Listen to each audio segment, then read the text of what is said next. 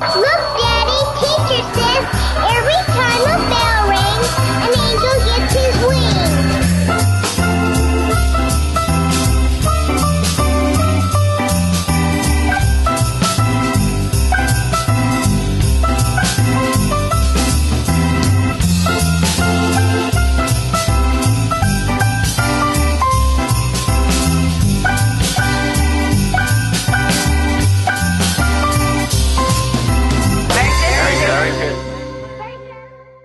Hola y bienvenidos a Passion for Truth Ministries, yo soy Jim Staley. Todos tenemos lindas memorias del ayer sentados en la mesa de la Navidad durante las Navidades celebrando el nacimiento de nuestro Señor, con nuestra familia, amigos y seres amados. Y hasta memorias de su resurrección en la primavera durante el tiempo de la Pascua. Bueno, yo quiero compartir con ustedes algunos de los resultados y conclusiones que comencé a descubrir en mi caminar mientras el Padre hace unos años atrás comenzaba a poner un vacío dentro de mí, un anhelo por algo más profundo que tuviese sustancia y que viniese de Él. Y todos los años, mientras comenzaba a celebrar la Navidad, algo simplemente no se sentía bien, se sentía como que me faltaba algo, no se sentía como cuando yo estaba creciendo. Y a lo mejor tú también te puedas identificar con esos mismos sentimientos dentro de ti. Bueno, y mientras comenzamos a caminar a través de esta información, yo les quiero dejar saber desde el comienzo que mucha de esta información es impactante. Mucho de esto a lo mejor hasta te moleste porque tus emociones y tus memorias están atadas a la propia fibra que compone el quien tú eres. Entonces los quiero animar, que no le tengan miedo a la verdad mientras sale, porque al final del día, la verdad, según las escrituras, solo puede hacer una cosa, y eso es hacerte libre. Entonces, para recordarles, antes de comenzar, de un padre a otro padre, yo tengo pequeñas en casa, algunas de las imágenes e información que vamos a compartir hoy son sensibles y a lo mejor usted quiera el mantener eso en mente mientras caminamos por este mensaje. Entonces, para comenzar, de la primera cosa que vamos a hablar es en verdad sobre el auditar nuestras vidas, nuestra información y las cosas que creemos. Y comenzaremos con una cita del Grupo Barna. Esta es la organización más grande de encuestas cristianas y estudios de toda la nación. Ellos analizan toda clase de cosas en la cristiandad, desde nuestras doctrinas, nuestras creencias y para dónde se están moviendo las cosas en la cristiandad. Y en un reciente estudio de fin de año, esta fue su conclusión. El problema enfrentando a la iglesia cristiana no es que la gente está haciendo un juego entero de creencias. El problema es que tienen un juego entero de creencias en mente que creen que es congruente con enseñanzas bíblicas, pero no están ni dispuestos a ser comprobados en error ni a aprender nuevos entendimientos. Puede que sea que la evaluación espiritual es tan descomún porque la gente teme que los resultados indiquen la necesidad de estrategias diferentes de crecimiento o de involucrarse más agresivamente en el proceso de crecimiento. Sin importar cuál sea la razón, la conclusión entre ambos, el sacerdocio y los laicos, es la indiferencia hacia su reconocida falta de evaluación. Básicamente lo que eso está diciendo es que nosotros como creyentes hemos llegado a un punto donde no nos importa lo que la verdad es, no nos importa lo que desde su perspectiva, desde la perspectiva de Yahweh, Él quiere para nosotros. A nosotros hasta nos da miedo el averiguar estas cosas porque sabemos que dibujará una línea en la arena y no queremos tomar esas decisiones porque al final del día queremos lo que queremos. Estamos cómodos con la manera que vivimos la vida, estamos cómodos con nuestras actividades religiosas y tradiciones hechas por hombres en todo sentido. Y amigos míos, al final del día, yo no sé usted, pero yo solo quiero complacer al Padre. Solo fuimos puestos en esta tierra por un par de razones. Y es para levantar su nombre en la tierra y para asegurarnos que lo amemos con todo nuestro corazón, alma, mente y fuerzas. Y lo queremos hacer a su manera. Algunos de ustedes cuando empiecen a ver la información en este video, inmediatamente les va a entrar un pensamiento dentro de la mente que les va a querer decir, bueno, eso no es lo que significa para mí. Yo también tuve ese pensamiento cruzar mi mente unos años atrás y el Espíritu Santo en una manera delicada me empezó a decir, Jim, en verdad no importa lo que significa para ti. Tú no eres el que está siendo adorado, yo soy el que está siendo adorado, solo importa lo que yo piense. Entonces, por favor, tenga eso en mente mientras vamos a través de la información en este video, porque al final del día, nuestro deber es el ajustar nuestras vidas a la verdad. No importa qué difícil, no importa qué emocional o lo traumático que sea, porque al final, cuando cruces el desierto, hay una tierra prometida esperando, hay bendiciones cuando haces cosas bíblicas de manera bíblica. Entonces, comencemos con esta cita, por John Calvin, que dice esto. ¿Es fe entender nada y meramente someter tus convicciones implícitamente a la iglesia? Nosotros queremos entender por qué es que hacemos las cosas que hacemos, por qué creemos las cosas que creemos y lo seguimos adorando a Él ciegamente, pensando que porque nuestros corazones son puros y sinceros, que Él simplemente va a aceptar cualquier cosa que pongamos en el altar. Eso sería como los israelitas antiguos tomando un cerdo, poniéndolo en el altar y sacrificando un animal impuro. Es como Caín sacrificando su jardín de vegetales cuando Yahweh, Dios, requirió un sacrificio de animal. En verdad no importa qué significa para nosotros, en verdad no importa qué sincero sea nuestro corazón, tanto es, la Biblia dice que nuestros corazones son malvados. Entonces Él no mira nuestros corazones, amigos míos, hasta que seamos obedientes. El corazón no importa. Si el corazón es lo único que importa, entonces más bien dejemos entrar a todo el mundo al cielo al final de los días, porque no es verdad que toda religión conocida al hombre es sincera en su corazón, del querer adorar a ese Dios con todo su corazón, alma, mente y fuerzas. Entonces, amigos, pongamos toda la teología sobre la mesa. En verdad no importa qué sinceros seamos, podemos estar sinceramente equivocados. Nos debemos asegurar que nuestra sinceridad y nuestra obediencia se alinee con las Escrituras, porque nos dicen las Escrituras que obediencia es mejor que sacrificio, porque podemos sacrificar todo lo que queramos, pero si no estamos haciendo y sacrificando de la manera que Él lo requirió, no vale de nada. Abraham Lincoln lo dijo de esta manera: la mejor manera de destruir a tu enemigo es de hacerlo tu amigo. Al final del día, amigos míos, el enemigo solo viene a hacer tres cosas: el robar, matar y destruir la verdad. Eso es lo que él trata de hacer. Lo hizo en el jardín, diciéndole a Adán y Eva que las instrucciones que Dios le entregó a Adán y Eva, y por el derecho instrucciones en hebreo significa Torah. La palabra Torah no significa ley, significa instrucciones. Entonces, mientras Yahweh les entregó Torah, instrucciones, en el jardín, el enemigo vino y dijo: Él en verdad no quiso decir que morirás si rompes sus instrucciones. Entonces, el trabajo del enemigo es de removernos de nuestra herencia, de removernos del jardín. Y de la manera que siempre somos removidos del jardín es rompiendo sus instrucciones y escogiendo hacer las cosas a nuestra manera. Esto fue lo que los israelitas hicieron todo el tiempo, mientras caminaban por la línea del tiempo en la historia. Y es de que constantemente rompían el pacto, constantemente eran separados de la presencia de Dios, pero a través de arrepentimiento, tashuva, regresar, ellos volvían a entrar al pacto y Dios los bendecía, solo cuando obedecen, y Él los maldecía cuando no obedecen. Y amigos, yo he aprendido en mi propia vida que algunas veces la peor maldición es el de perderte de una bendición. Muy bien, continuemos. Una de mis citas favoritas es por John F. Kennedy, que dice: el gran enemigo de la verdad frecuentemente no es la mentira deliberada, inventada y deshonesta, sino el mito, persistente, persuasivo y no realista. Hasta Hitler lo dijo de esta manera. Él dijo: si tú gritas y repites una mentira lo suficiente, eventualmente la gente lo creerá como verdad.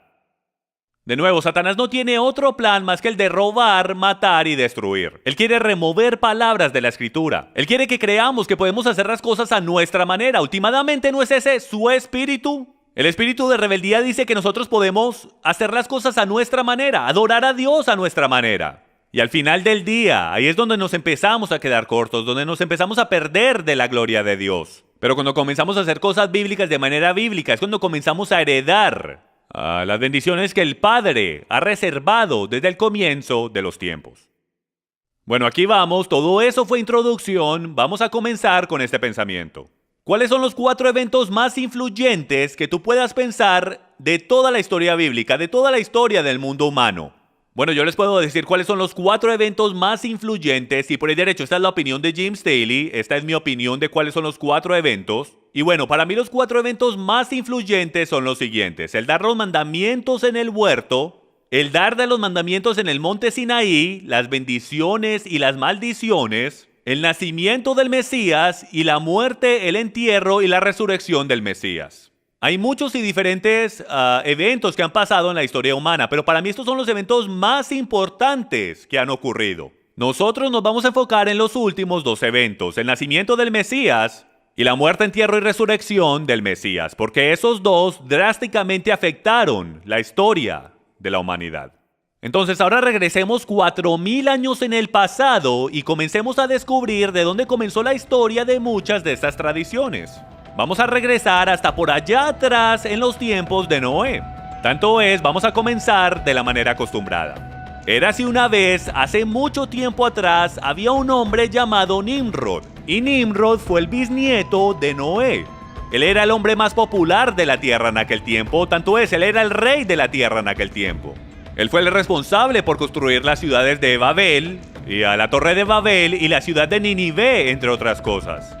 Y poniendo todo eso al lado, no hay duda alguna que él tenía increíble influencia entre la gente con que él vivía. Y lo que sucedía era que él tenía una increíble reputación de ser un hombre que tenía mucha, pero mucha fuerza. Él creó grandes ejércitos. Y él gobernaba el mundo en aquel tiempo, justo después del diluvio. Pero él estaba lleno de idolatría y codicia y borracheras. Y de rebeldía en contra de Dios.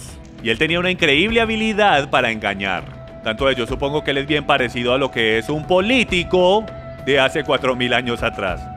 Bueno, y Nimrod se casó con una mujer llamada Semiramis. Y Semiramis y Nimrod se convirtieron básicamente en rey y reina del mundo conocido en aquel tiempo. Bueno, en algún punto Nimrod se muere. Y él fue deidificado. Él fue la primera persona que fue deidificada en toda la tierra. Y a él lo hicieron el dios del sol, el cual terminó siendo Baal. La palabra Baal en sus escrituras puede ser rastreada a Nimrod. Entonces es un hecho interesante en la historia de que cuando ves la palabra Baal y Astarot, terminas regresando hasta esta historia de Nimrod y Semiramis. Entonces Baal ahora está reinando el universo como el dios sol. Y de alguna manera la historia dice, en la leyenda babilónica, de que Semiramis queda embarazada por los rayos del sol de su esposo muerto, Nimrod. Y ella da a luz a un pequeño bebé varón llamado Tamuz. Ahora, más adelante en la historia, mientras Tamuz crece y se hace un hombre, Tamuz en actualidad se casa con su madre y tienen una relación muy sexual. Y de ese bebé Tamuz y de su madre Semiramis es de donde sacamos la historia de Cupido. Cupido, del día de San Valentín, la manera que la historia de San Valentín se desarrolló fue por Tamuz, que se casó y tuvo una relación no muy bíblica con su madre. Ok, regresemos a la historia de Tamuz. Tamuz, por 40 años, fue un gran cazador y tomó la posición de su padre gobernando el mundo. Y él tuvo increíble poder, pero más que nada, él fue un increíble cazador. Pero desafortunadamente, su don y su habilidad como cazador no lo pudo ayudar un día porque fue asesinado a la edad de 40 años por un jabalí o cerdo salvaje. Entonces lo que sucedió es de que Semiramis, en algún punto después de eso, ella murió y ella fue enviada al cielo, pero aparentemente su esposo fallecido Baal no estaba preparado para ella. Entonces él la volvió a enviar hacia la tierra dentro de un gigantesco huevo, el cual explotó en el río Eufrates, y la primera cosa que ella hizo cuando salió de ese huevo fue convertir un ave en un conejo que pone huevos. Así es, extraño como suena, de ahí es de donde sacamos el conejo que pone huevos, de ahí es de donde sacamos el conejo de la Pascua. Ahora usted está diciendo, un momentico, ¿un huevo? Esto suena como un cuento de hadas. Bueno, es una leyenda babilónica, pero tienes que entender la cultura oriental de aquellos días. Y es porque los huevos eran un tremendo significado de fertilidad entre los dioses. Hasta creían que la tierra había nacido de un huevo gigantesco. Entonces no era sorprendente entre los teólogos de que la leyenda fuese de que Semiramis bajara a la tierra en un huevo, porque eso inmediatamente le diría a la gente de la tierra que esto era un dios, o en este caso una diosa, que esto es una deidad porque hay un huevo de fertilidad que está involucrado. Entonces lo que va a suceder ahora es que vamos a empezar a ver similaridades entre la celebración de la Pascua y las tradiciones que celebramos durante la Pascua, y todas esas tradiciones que son desde 2000, 3000 y 4000 años atrás. Entonces, de entrada descubrimos que el conejo de la Pascua viene de ese acto, el cual Semiramis hizo cuando salió del huevo. Veamos si podemos descubrir más tradiciones mientras caminamos por todo esto. Ahora, todas las primaveras, durante el primer domingo después del equinoccio invernal, durante el equinoccio de la primavera, ellos tenían lo que se llamaba Ishtar, el domingo de Ishtar, y ellos hacían un servicio de madrugada. Ahora, esta parte de la leyenda es difícil de confirmar porque hay muchas diferentes versiones. Usted tome su propia decisión si le parece bien o no, si esta parte de la leyenda le hace sentido a usted, Pero es bastante interesante de cómo una parte en particular de la leyenda es tan pero tan similar con el pintar de los huevos de la Pascua, porque lo que ellos hacían en esta parte de la leyenda es de que en el servicio del amanecer el sacerdote de Ishtar embarazaba jovencitas vírgenes en el altar y durante ese mismo servicio tomaban a los bebecitos que ahora tenían 3 meses que fueron del año pasado y ellos sacrificaban a esos niños en el altar para Ishtar. Y luego ellos tomaban los huevos de Ishtar y los sumergían en la sangre de esas pequeñas criaturas. De ahí sacamos el servicio del amanecer y de ahí probablemente fue que sacamos el pintar los huevos de la Pascua. Es interesante notar también que alrededor del mundo el color universal de los huevos de la Pascua es el color rojo, hasta en la Casa Blanca. El color oficial de los huevos de la Pascua es el rojo rubí. Ahora, volvamos a Tamuz. Tamuz fue asesinado por un cerdo salvaje. Entonces, todos los años, en conmemoración de celebrar la muerte y deificación de Tamuz, el cual se convirtió en el hijo de Dios, el hijo de su padre, ellos se paraban 40 días antes de la Pascua y ellos ayunaban y oraban y tenían una gigantesca cena en el domingo de la Pascua, donde ellos celebraban la muerte y la resurrección de Tamuz. Ya que no saben qué cenaban ese domingo al anochecer. Así es, jamón de Pascua. Ellos mataban un cerdo en conmemoración a Tamuz, el cual fue asesinado por un cerdo salvaje. Y sí, los 40 días antes de la Pascua, lo que llamamos Cuaresma o lo que los católicos llaman Cuaresma, esos 40 días no vinieron, amigos míos, de los 40 días que Jesús estuvo en el desierto. Esos 40 días ya estaban implementados hace muchos y miles de años, antes de que Jesús siquiera apareciera. Eso viene de los 40 días de ayunar y orar por Tamuz antes de que celebraran la Pascua. Los 40 días de ayunar y orar de Jesús, y a mí me gusta llamarlo por su nombre hebreo, Yeshua, que significa salvación. El ayunar y el orar de Yeshua en el desierto por 40 días es solo una coincidencia. ¿Por qué? Porque el Padre conoce la verdad y el enemigo era la mano derecha del Padre y conoce las profecías y él sabía exactamente cómo todo estaba planteado. Y entonces él desarrolló todas estas tradiciones de hombres y todas estas leyendas, sean verdaderas o no sean verdaderas, pero él las desarrolló para desviarnos del tener entendimiento y que no podamos entender, para que cuando la verdad en la actualidad viniera, no la pudiésemos reconocer. El enemigo creó una farsa y nosotros no la hemos tragado por completo y enterita. Pero ahora estamos aprendiendo de dónde viene todo esto. Descubrimos de dónde viene la Cuaresma, de dónde viene el jamón de la Pascua, de dónde viene el servicio del amanecer. Hemos hasta descubierto por qué escogimos el primer domingo después del equinoccio de la primavera. ¿Por qué no lo escogimos? Siempre ha estado ahí durante la celebración de Ishtar. Ahora, lo que es interesante sobre Ishtar y Baal, o Semiramis y Baal, es los nombres. Encontramos estos nombres por todo lado en jeroglíficos egipcios, en todos los jeroglíficos fenicios, en todos estos artefactos alrededor del mundo. Entonces, yo les voy a dar algunos de los nombres y el por qué comúnmente eran recordados por muchas de estas culturas y yo sé que ustedes los reconocerán inmediatamente. Primero que todo, en Egipto eran conocidos como Isis y Osiris. En Venecia eran reconocidos como Astarot y Baal, el mismo Astarot y Baal que puedes encontrar en tus escrituras. En Grecia eran conocidos como Afrodita y Adonis, o Eros, de donde sacamos la palabra erótico. Y en Roma eran conocidos como Venus y Cupido. Así es, de ahí es de donde sacamos el día de San Valentín y Cupido. Hasta en el lejano oriente, escuchen esto es interesante. Cupido era conocido como Zoroastro. Zoroastro está hecho de 2 palabras, Zoro, que significa semilla de, y Astarot, que significa Ishtar. Entonces lo que Cupido en la actualidad significa en el lejano oriente es la semilla de Ishtar, o la semilla de su madre.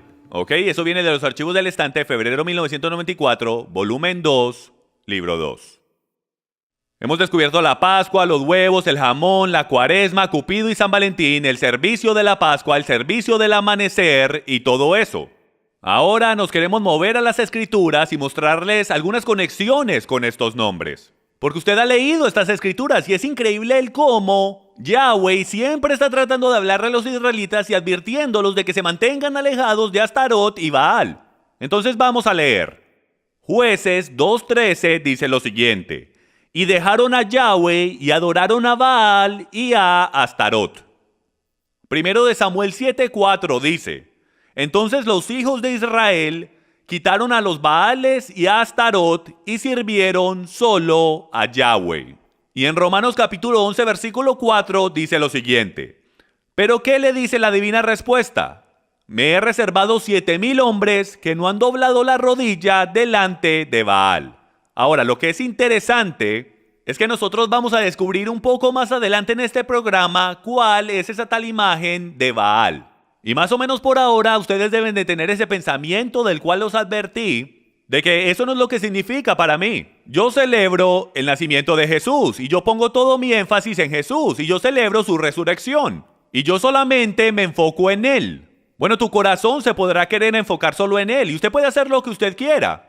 Pero la verdad del tema es que en verdad no importa qué enfocados estemos, qué sinceros seamos, qué puro sea nuestro corazón. Lo único que importa es si lo estamos adorando a Él de la manera que Él dijo que lo adoremos y si hay algo que estamos haciendo que lo esté ofendiendo. Y más adelante iremos a través de las escrituras y veremos si hay alguna cosa que nos hable sobre la Navidad y la Pascua y si hay alguna clase de instrucción que nos permita el adorarlo de la manera que queramos. Pero mientras tanto, por favor mantenga una mente abierta mientras caminamos por estos hechos históricos y estos símbolos bastante sorprendentes, los cuales usted podrá ver que se movieron en el tiempo y terminaron en nuestras iglesias cristianas de hoy.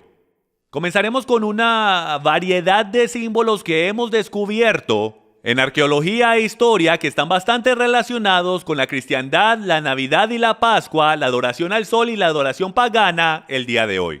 Entonces vamos a comenzar con la más obvia o la más importante, la cual es Tammuz y su madre Semiramis. Si miran la pantalla podrán ver a Isis y Osiris, o también conocidos como Ishtar y Tammuz. Ahora, algunos deben de estar pensando, un momentico por favor.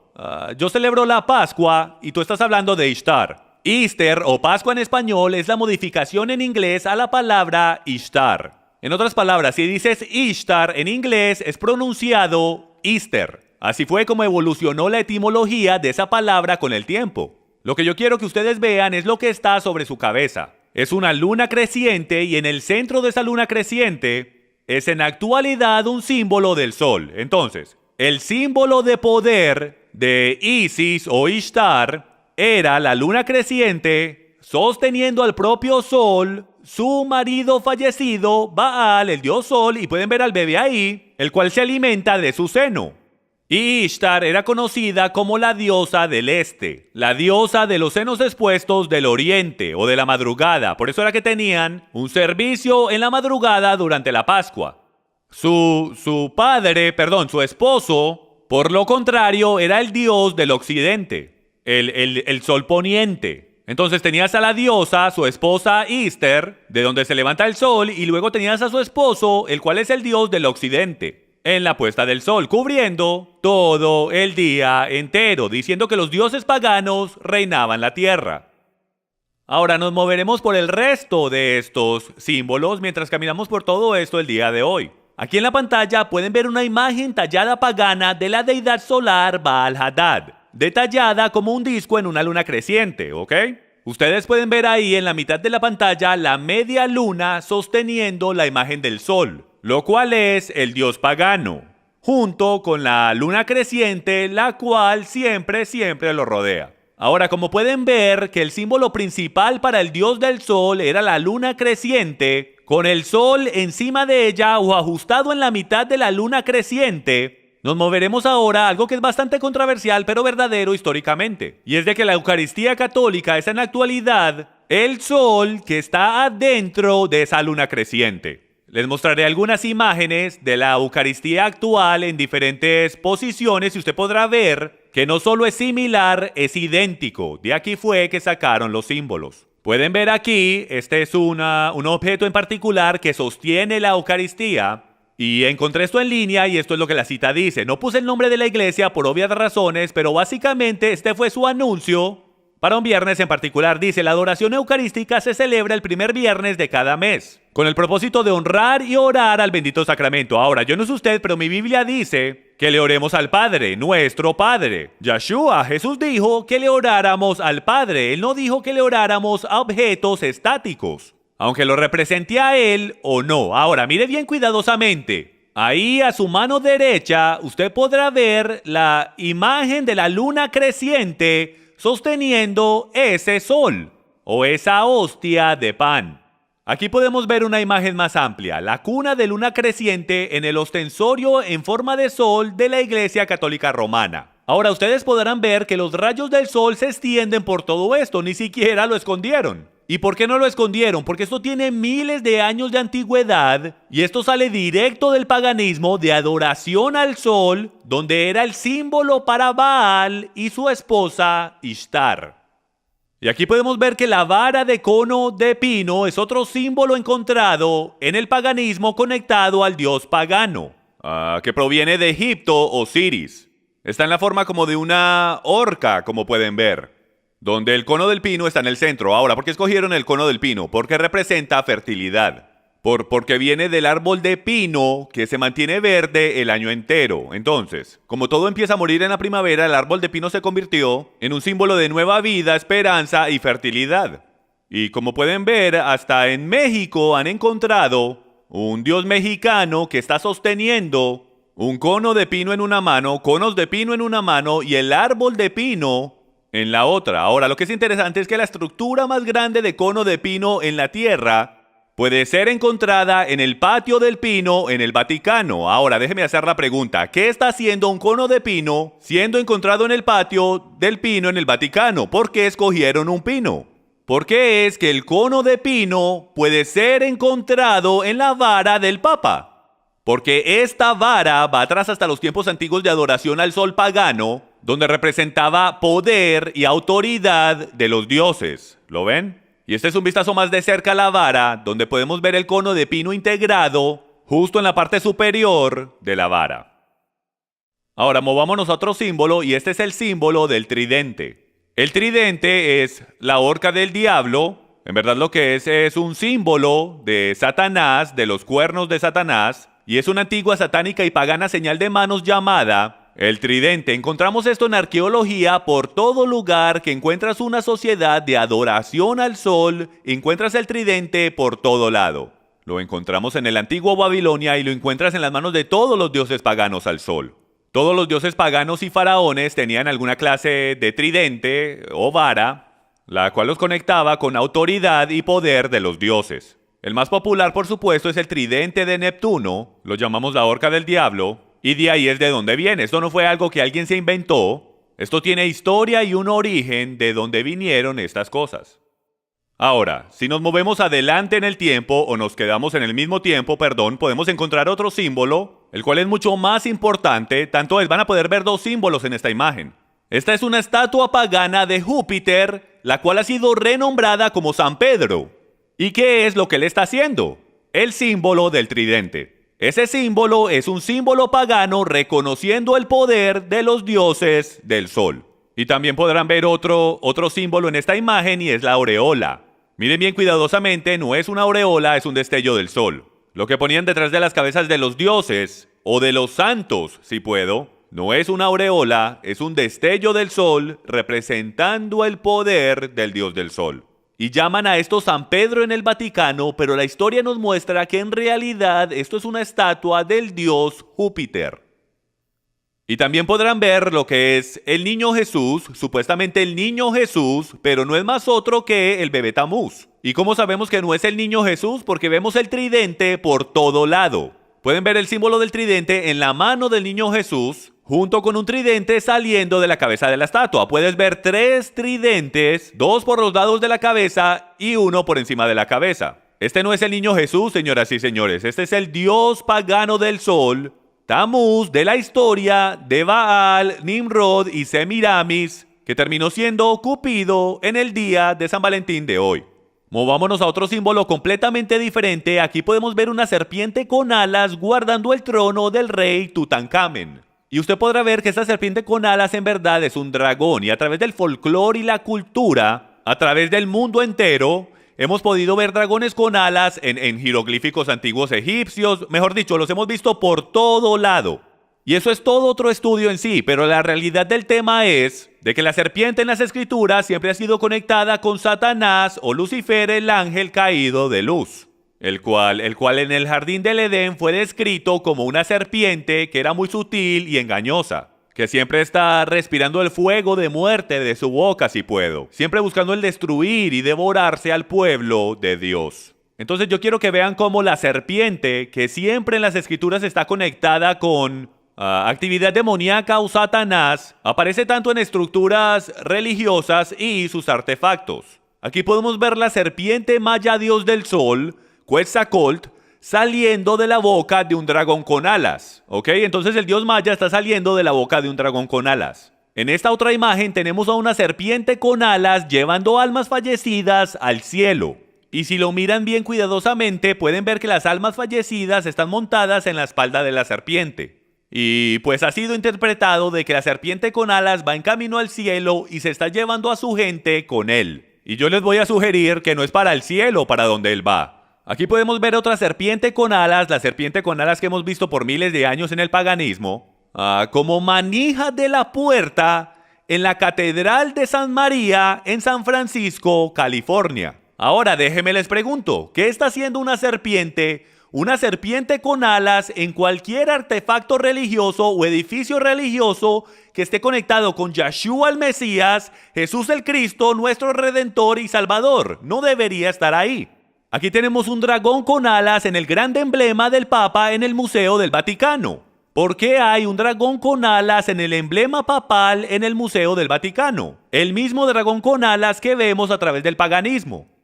Ahora, el dragón con alas está conectado y evolucionó a lo que nosotros hoy día llamamos el báculo de serpiente. Miren aquí cuidadosamente a lo que el rey Tutankamen tiene en su mano, la vara torcida o el báculo de serpiente, el cual estaba diseñado para proteger a los dioses o para proteger a los líderes y faraones del antiguo Egipto. Ellos hasta creían que la serpiente con alas los protegería, entonces hicieron estos báculos de serpiente con los cuales hasta los enterraban cuando morían. Pues la creencia era que los protegería y les daría poderes en la otra vida. Aquí también podemos ver a la diosa griega Atena sosteniendo el báculo de serpiente en su mano derecha, el cual es un símbolo de poder y autoridad.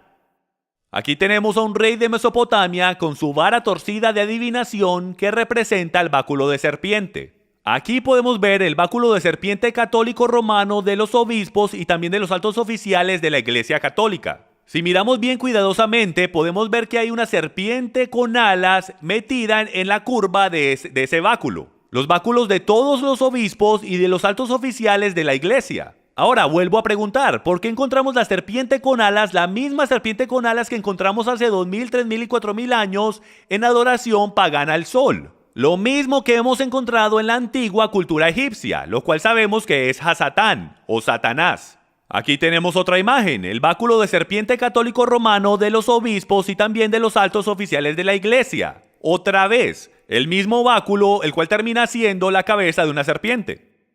En esta otra imagen podemos ver otro báculo de serpiente católico romano en una iglesia en Italia. Y ustedes pueden ver que en actualidad es un dragón. Esa vara en actualidad es la cabeza de un dragón.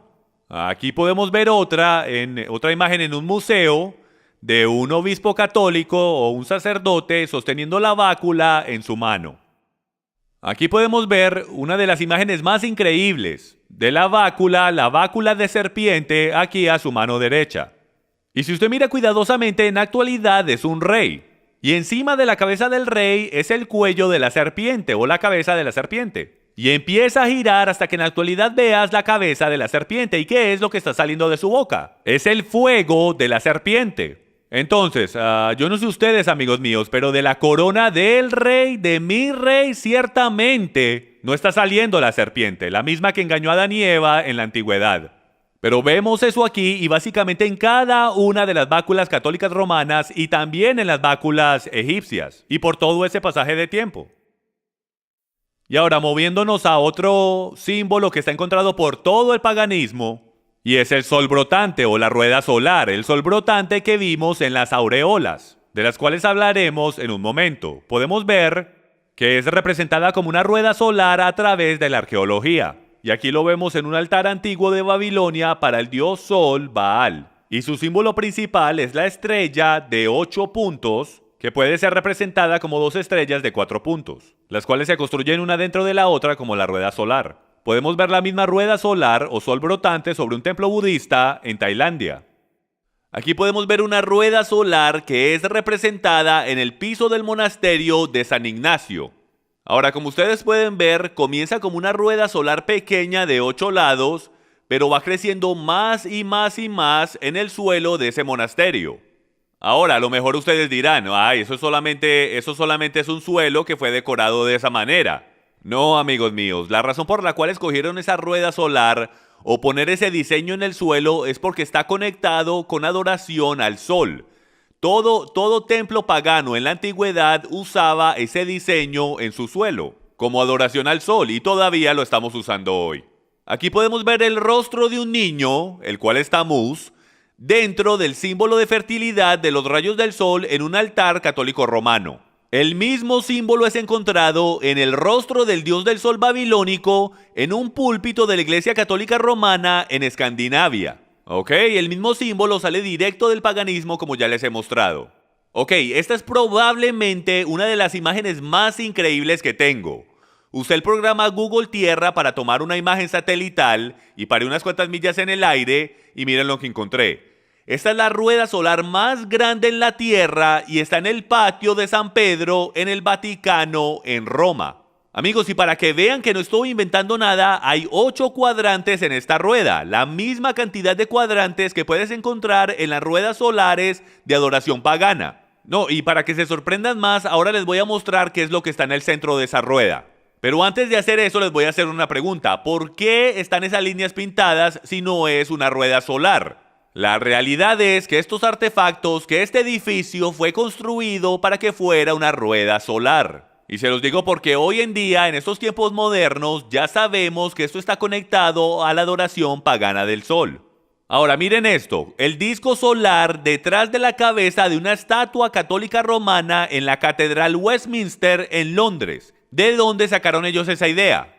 Es porque lo encontraron detrás de la cabeza de Júpiter y de todos estos dioses paganos. De ahí fue que la Iglesia Católica sacó todas estas cosas. Lo que ustedes ven ahí como una aureola, eso no es una aureola, eso es un disco del sol y lo sacaron del paganismo. Aquí podemos ver que detrás de Krishna también hay un disco solar detrás de su cabeza. Y esto es para demostrar que no pasa solamente en la Iglesia Católica. El disco solar precede el catolicismo por cientos o hasta miles de años. Lo podemos ver en ventanas de las iglesias católicas, de todos sus santos, y hasta María. Y si miran cuidadosamente al corazón sagrado, y no tengo tiempo para entrar en detalle en todo eso, pero hasta el corazón sagrado viene directo del paganismo. Esa misma y exacta imagen con el disco del sol tiene que ver con Baal y Tamuz, los dioses paganos. Y lo puedes ver por todo lado en la Iglesia Católica Romana y hasta en otras religiones paganas alrededor del mundo. ¿Y en dónde encontramos esta estrella de 8 puntos, este disco solar, esta rueda solar el día de hoy? En ningún otro lado que el árbol de la Navidad. Y yo sé que a todos nos han enseñado que la estrella en el árbol representa la estrella de Belén que los reyes usaron para encontrar al bebé Jesús. Pero desafortunadamente la estrella de los antiguos dioses paganos precede la estrella del árbol de Navidad, la estrella de Belén, por miles de años. Estaban tomando el disco solar y lo estaban conectando a lo que ustedes van a conocer como el árbol de Nimrod. Y de ahí es que sacamos nuestro árbol de Navidad y la estrella que le ponemos encima. Si miran cuidadosamente podrán ver que hay bastante significancia y similaridad entre el disco solar y la estrella que ponemos encima el día de hoy. En esta imagen podemos ver el disco del sol orgullosamente expuesto encima de un árbol de Navidad en un centro comercial. Ni siquiera están escondiendo el hecho que no es una estrella sino un disco del sol. Hasta la estrella de 8 puntos encima del árbol de Navidad de la Casa Blanca para que todo el mundo lo vea es la misma estrella de 8 puntos que encontramos en arqueología de miles de años atrás conectada con adoración al dios del sol pagano. Esta es una increíble cita que encontré durante mis estudios mientras trataba de hacer una conexión entre Ishtar y la estrella de 8 puntos. Y dice que en Uruk, una ciudad antigua de Sumeria, en el sur de Irak, descubrieron tablas de 3000 años de antigüedad, las cuales indican la identidad celestial de Ishtar como la estrella de 8 puntos. Y usted puede ir a buscarle el recurso por usted mismo. Es sorprendente para mí, amigos míos, cómo hemos tomado todas estas tradiciones que creemos que nos inventamos recientemente, cuando cada una de ellas puede ser rastreada a algo que alguien hizo, el cual no quería a nuestro Dios, lo odiaba. El enemigo ha creado un Dios falso y el hombre se ha robado todas esas tradiciones y hemos estado adorando al Dios de Abraham, Isaac y Jacob, de la misma manera que los antiguos han adorado a sus dioses paganos. Y la pregunta del millón que tenemos que responder al final de esta enseñanza es si podemos adorar a Dios de la misma manera que los antiguos paganos lo hicieron. Y sí que vamos a responder esa pregunta. Ok, la palabra obelisco literalmente significa asta o mástil de Baal, o el órgano de reproducción de Baal. Y casi siempre está ubicado en el centro de un círculo, el cual representa las genitales femeninas y el acto físico sexual. Por esto es que el obelisco y la rueda solar trabajan juntos. Por eso los puedes ver en el Vaticano, en el patio de San Pedro. Y aquí podemos ver cómo ese obelisco está en todo el centro de esa rueda solar, si lo pueden ver ahí en el círculo, lo cual significa la consumación de ese acto sexual entre el dios Sol Baal y su esposa Ishtar o Semiramis, o como la llamamos en inglés, Easter, lo cual es Pascua.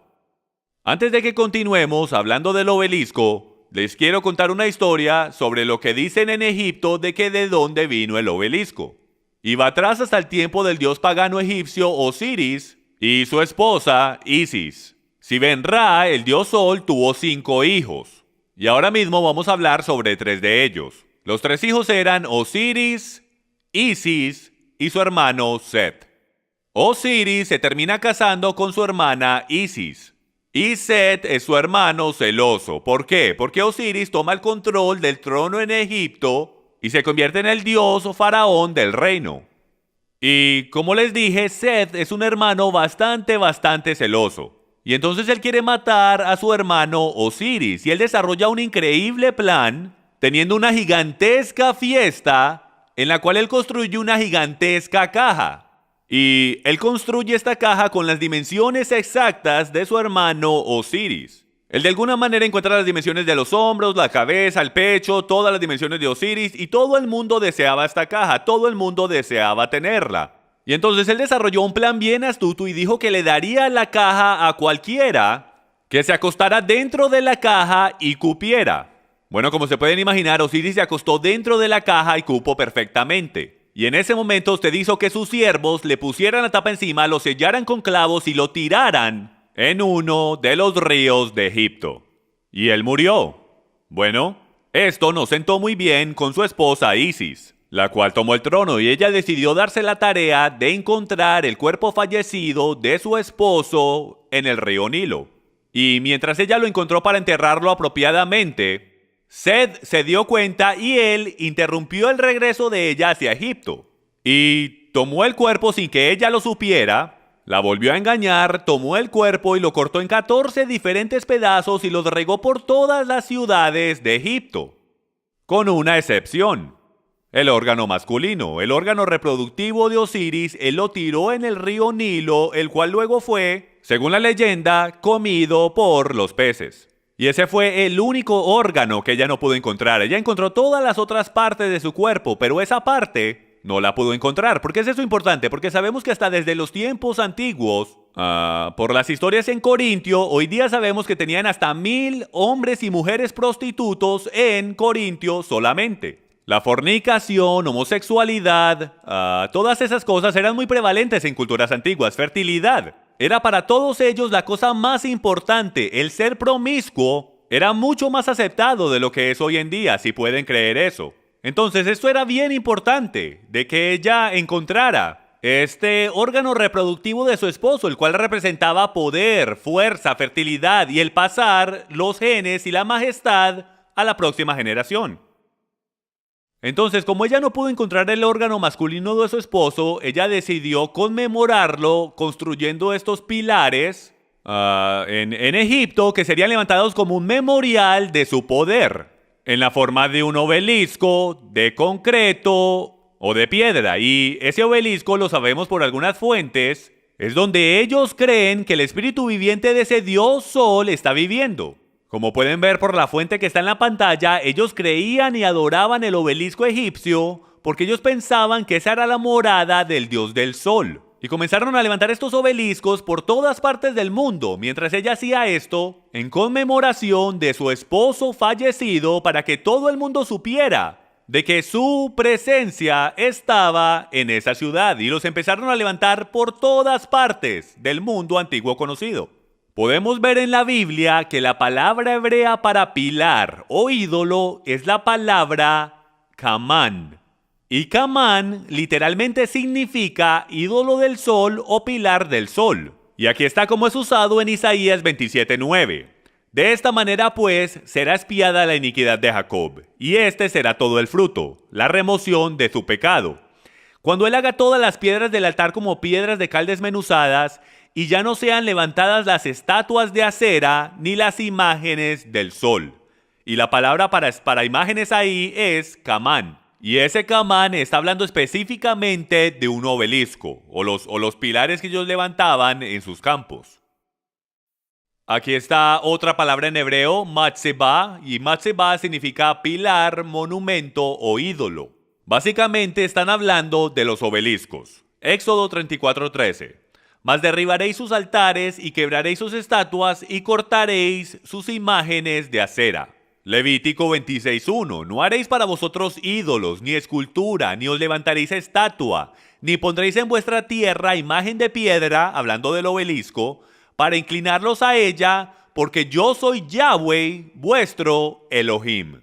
Deuteronomio 7:5. Mas así habéis de hacer con ellos. Sus altares destruiréis y quebraréis sus estatuas, y cortaréis sus imágenes de acera y quemaréis sus esculturas en el fuego. Y como pueden ver, hay muchas más escrituras que hablan de los pilares y los obeliscos que levantaron en sus tierras. El gran Dios de Abraham, Isaac y Jacob, Yahweh, no estaba luchando constantemente contra sus dioses pequeños. Él constantemente estaba luchando contra su Dios primordial, el cual era Baal, el dios del sol. Él siempre estaba mencionando a Baal, a Astarot, el dios del sol del oriente y el dios del sol del occidente.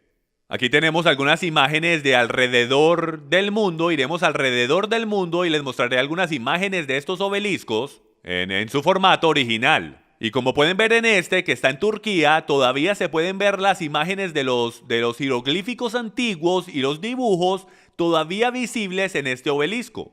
Y en esta otra imagen podemos ver la aguja de Cleopatra en Londres. Y esto no fue una estatua o un emblema que construyeron porque sí. Esto en la actualidad es una representación y una conmemoración hacia el dios Sol. Este es el obelisco más antiguo en Escocia. Y este es el obelisco más antiguo en Suiza, como pueden ver. En Alemania, en París, Francia, y este está cubierto por completo de jeroglíficos antiguos hablando de adoración al sol. ¿Qué tal Meca? Me preocupa por completo, señoras y señores, el descubrir que para Islam, que uno de sus más grandes ídolos es el obelisco puesto en toda la mitad de la ciudad de Meca. La misma clase de obeliscos que encontramos por todo lugar en este país también. Encontramos otro obelisco en Luxor, Egipto, cerca del río Nilo. Este es uno de los obeliscos más famosos en toda la tierra, que está en Buenos Aires, Argentina, dedicado al dios Sol Ra, quien se dice vivía dentro de él. Todo el mundo en ese pueblo, en esa ciudad, que ha estado ahí, conoce la historia de ese obelisco, conoce eso. Y lo entiende. Aquí tenemos otro en Ámsterdam, otro en Etiopía, en Mongolia. Y señoras y señores, nos vamos a enfocar ahora en esto por un momento. Pues en verdad les quiero mostrar algo que en verdad solamente se puede ver por Google Tierra, el cual en verdad me sorprendió, por eso lo quiero compartir con ustedes el día de hoy. El más grande obelisco en toda la Tierra, el cual está escondido. Y es lo que usted está viendo ahí. Si mira cuidadosamente, lo que estamos viendo son los genitales masculinos del dios Sol, Ra o Baal, construido dentro de la arquitectura de la Plaza de San Pedro y de todo el edificio del Vaticano. Ustedes pueden ver los testículos ahí abajo y el mástil de ese órgano masculino moviéndose hacia arriba. Ahora, lo que es interesante es que si le damos vuelta a un lado a esta imagen, podemos ver este obelisco arquitectural, si lo puedo decir de esa manera, apuntando directo al oeste, perfectamente al grado cero. Y mi pregunta es, ¿por qué está apuntando al oeste? Es porque este es el dios Sol, y el dios Sol es el dios de la puesta del sol del oeste. Y podemos ver básicamente en toda cultura pagana de adoración al sol que sus altares apuntaban al oeste. Porque ahí era que ellos hacían sus servicios. Y yo creo que el enemigo tuvo una gigantesca parte de influencia en la arquitectura de esta estructura católica romana en particular. En la actualidad es una representación del órgano masculino del dios Sol. Ese no es el lugar, amigos míos, para un obelisco egipcio que representa el órgano masculino del dios Sol entrando por las cenitales de la rueda solar. Eso no debería estar en ningún lugar que esté conectado con Jesús nuestro Señor en lo absoluto. Pero desafortunadamente lo está el día de hoy. La mezcla del paganismo en la cristiandad se ha infiltrado a tal grado que no lo reconocemos, porque no conocemos nuestra historia y no leemos el principio del libro. Ok, ahora, esta es una imagen que a mí me parece muy interesante porque esta es la imagen de un obelisco que está en la plaza de la iglesia de San Juan allá en Roma. Y es en la actualidad la iglesia del Papa, es la catedral del Papa. Entonces yo les voy a leer la descripción de dónde es que viene este obelisco en particular, porque yo creo que va a ser sorprendente de que ustedes reconozcan que este no es un obelisco que fue levantado recientemente en estos días modernos. Aquí tenemos de dónde es que viene este obelisco. El obelisco egipcio que se encuentra en la plaza de San Juan Laterín es el más grande en existencia. Originalmente tallado durante el reino del faraón Mosé III, estuvo levantado en el templo de Amán de Tebes, dios del sol, pero fue removido hacia Roma por el emperador Constantino en los años 317 a 361 y puesto en el Circus Maximus. En 1587 el Papa Sixtus V levantó el obelisco roto, sucio, caído y olvidado e hizo que lo repararan y lo pusieran en la Piazza S. Giovanni en Laterano. Lo que es bien interesante es que hasta Moisés pudo haber visto este mismo obelisco cuando estaba en Egipto. Ahora, este obelisco supuesto a honrar los dioses del sol está ahora al lado de lo que los católicos llaman la suprema madre de todas las iglesias. La catedral oficial del obispo de Roma, el Papa. Entonces tenemos literalmente un obelisco de 3.000 a 4.000 años de edad construido para los dioses del sol de Egipto, ahora puesto en la catedral de Santa María. ¿Qué tal el monumento a Washington? ¿Ese es un monumento? Por supuesto que lo es, pero no es un monumento a nuestro Dios. Es un monumento al dios Sol. No puede ser ninguna otra cosa que un monumento a él. No es simplemente un pedazo de arquitectura, amigos míos. Esta es la misma y exacta estructura que construían en el antiguo Egipto para los dioses del sol y lo hemos demostrado hoy. Déjenme les hago una pregunta. ¿Dónde podemos encontrar este símbolo primordial del dios del sol hoy? ¿Este símbolo primordial del obelisco? Le sorprendería a usted descubrir que lo encontramos en nuestras iglesias. Así es, señoras y señores, el obelisco que representa la adoración al dios del sol terminó en nuestras iglesias alrededor del mundo. Nosotros los llamamos campanarios, pero eran llamados obeliscos en el Egipto antiguo. Si un faraón o un egipcio antiguo estuviese vivo hoy, ellos entraran y se sintieran bien cómodos entrando a la mayoría de nuestras iglesias el día de hoy. Porque ellos dirían, wow, esto es algo a lo que yo me puedo conectar, esto es algo a lo que yo me siento familiarizado, esto es adoración al sol. Y los vemos alrededor del mundo entero. Aquí vemos una iglesia que tiene dos construidos en su arquitectura.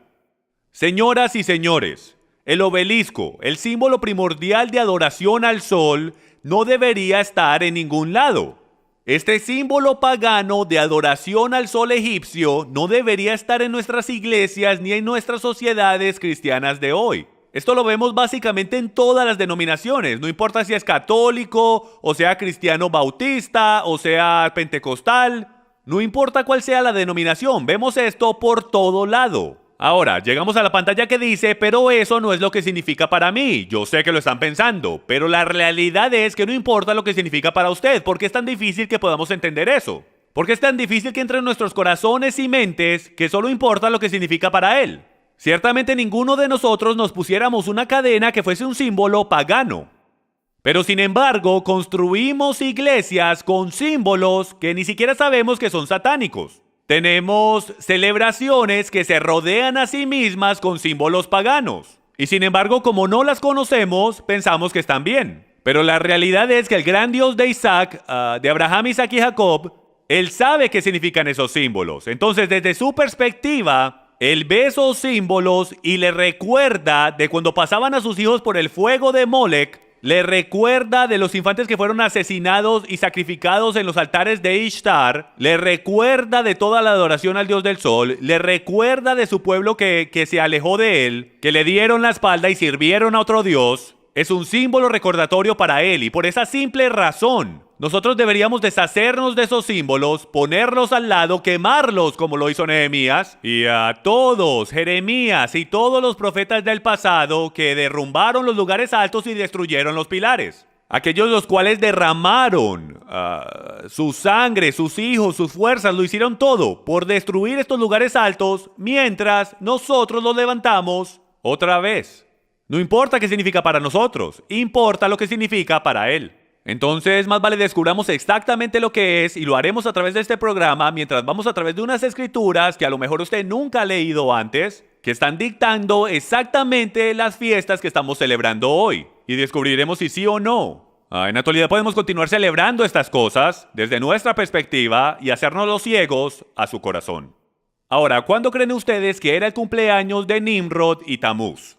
En el primer día del año, cuando el sol es renacido. ¿Y en qué día del año creen ustedes que el sol es renacido? En el medio de invierno, en el solsticio invernal, el 25 de diciembre, así es. De ahí es donde sacamos el 25 de diciembre, el día de la Navidad, como el día en que nació Jesús. ¿Por qué fue que escogimos el 25 de diciembre como el día de su nacimiento? ¿De dónde salió ese día? Muy sencillo, Jesús era el Hijo de Dios. Tamuz era el hijo de los dioses. Tamuz era el hijo de su padre, Baal. Entonces los paganos y los cristianos que salieron directo del paganismo en Roma ya estaban adorando al Dios del Sol. Durante los domingos en Roma, que es de donde sacamos el adorar los domingos. Solía ser que los primeros cristianos adoraban los sábados, pero fue cambiado al domingo porque todos los paganos adoraban al Dios del Sol en su día domingo y también lo adoraban en su cumpleaños en el 25 de diciembre. Entonces, naturalmente, cuando Jesús entró en la escena y Constantino supuestamente fue salvo en los años 300, ellos comprometieron la verdad para hacerlo más fácil que la gente se convirtiera a la cristiandad, haciendo el cumpleaños de Jesús en el mismo cumpleaños de sus dioses paganos, el cual ellos ya estaban celebrando. De ahí fue que salió el 25 de diciembre. Una de las celebraciones paganas y cultistas más grandes ocurría durante el solsticio del invierno. ¿Por qué? Porque ese es el tiempo cuando el sol es renacido, cuando los días del año comienzan a hacerse más largos, por lo tanto los cumpleaños de los dioses del sol coincidían con ese día. El 25 solía ser el 21, pero con el cambio del calendario juliano fue cambiado al 25. Podemos ver aquí, esta es una imagen antigua de Nimrod. Todos los dioses del sol de toda región pueden haber tenido diferentes nombres, pero todos pueden ser rastreados al original dios del sol, Baal, también conocido como Nimrod. Miren esta foto de él con esa barba larga, y creo que ya se pueden imaginar para dónde voy con esto. Mientras comenzamos a descubrir la celebración del 25 de diciembre, cómo fue conectada hasta con el propio Santa Claus. Algunos de los nombres que Baal tenía eran estos. En Persia era Mitras. Y usted puede hacer un estudio usted mismo de esto. Esto en verdad que es fascinante. Si usted estudia la adoración cúltica y pagana de Mitras, usted podrá ver unas increíbles conexiones con algunas de las cosas que hacemos en la cristiandad. Y esto fue 500 años antes del nacimiento de Yeshua, antes del nacimiento de Jesús. Y era llamado el nacimiento del inconquistable sol, Mitras. Osiris, Horus y Ra en Egipto. También era llamado Atis en Roma. Y para celebrar los cumpleaños, los romanos tenían una gigantesca fiesta llamada la fiesta de Saturnalia. ¿Y cuánto creen que duraba? Así es, 12 días, que es de donde sacamos los 12 días de la Navidad. Y es directo de la fiesta de Saturnalia, que viene directamente de la fiesta del solsticio del invierno o del solsticio invernal. ¿Y cómo creen ustedes que los caldeos llamaban a este día? Hoy lo llamamos Navidad, pero en aquellos días los caldeos lo llamaban el día de Yule. ¿Y saben lo que la palabra Yule literalmente significa? Significa el día del infante. Y ciertamente no estaban hablando de Jesús. Ellos estaban refiriendo a Tamuz, quien era el Hijo de Dios, quien un día iba a regresar para salvarlos del mundo. Si ven, Satanás no puede hacer más nada que tomar la verdad, torcerla y tratar de que la gente le crean. Y eso fue lo que hizo con la historia del nacimiento y muerte de nuestro Señor. Y es de que él hizo una copia de eso en el paganismo, y en algún punto su plan era de tomar el paganismo y el mezclarlo con la cristiandad, porque cuando tú mezclas lo santo con lo profano, las escrituras llaman eso inmundo. Yahweh no acepta nada que sea inmundo. Debe de ser limpio, debe de ser separado y santo. Kadosh en hebreo. Ahora, ¿les suena esto familiar? Movámonos a este personaje llamado Odín, porque aquí vamos a empezar a entrar en un poco más de detalle de dónde vienen todos estos símbolos en nuestras celebraciones. Juntamente con la celebración de los dioses del sol, los de Escandinavia también adoraban a Odín, quien era el dios de la bebida intoxicante y extasía, tanto como el dios de la muerte. Y como la fiesta de Saturnalia lidiaba con todas esas cosas, él naturalmente se hizo el dios más popular de la fiesta de Saturnalia, la cual es una celebración hacia el dios del sol que la podemos rastrear hasta Baal. Bueno, ya que no saben en quién se convirtió este personaje, mírenlo bien. Se convirtió en Santa Claus, así es. Odín o Wodan era el dios de sabiduría, magia y conocimiento oculto, adivinanzas, poesía y guerra. Su nombre significaba el inspirado. Y ustedes van a poder ver, mientras vamos a través de todas estas pantallas, de que Santa Claus o Odín es bastante parecido a Jesús o Yeshua, lo cual significa salvación. Vamos a ver a un dios Odín, el cual salva, y vamos a ver a otro llamado Yeshua que salva. Y yo quiero que presten mucha atención a las características de este tal Odín, porque es sorprendente el ver lo similares que son y cómo Satanás se trata de esconder como un ángel de luz, como dicen las escrituras. Él era un hombre alto, viejo, que tenía una larga barba blanca y también cargaba una lanza o báculo. Y si recuerdan el estudio que acabamos de hacer del báculo de la serpiente, cualquiera que cargue ese báculo está conectado al poder del báculo de la serpiente, lo cual es el mismo Satanás.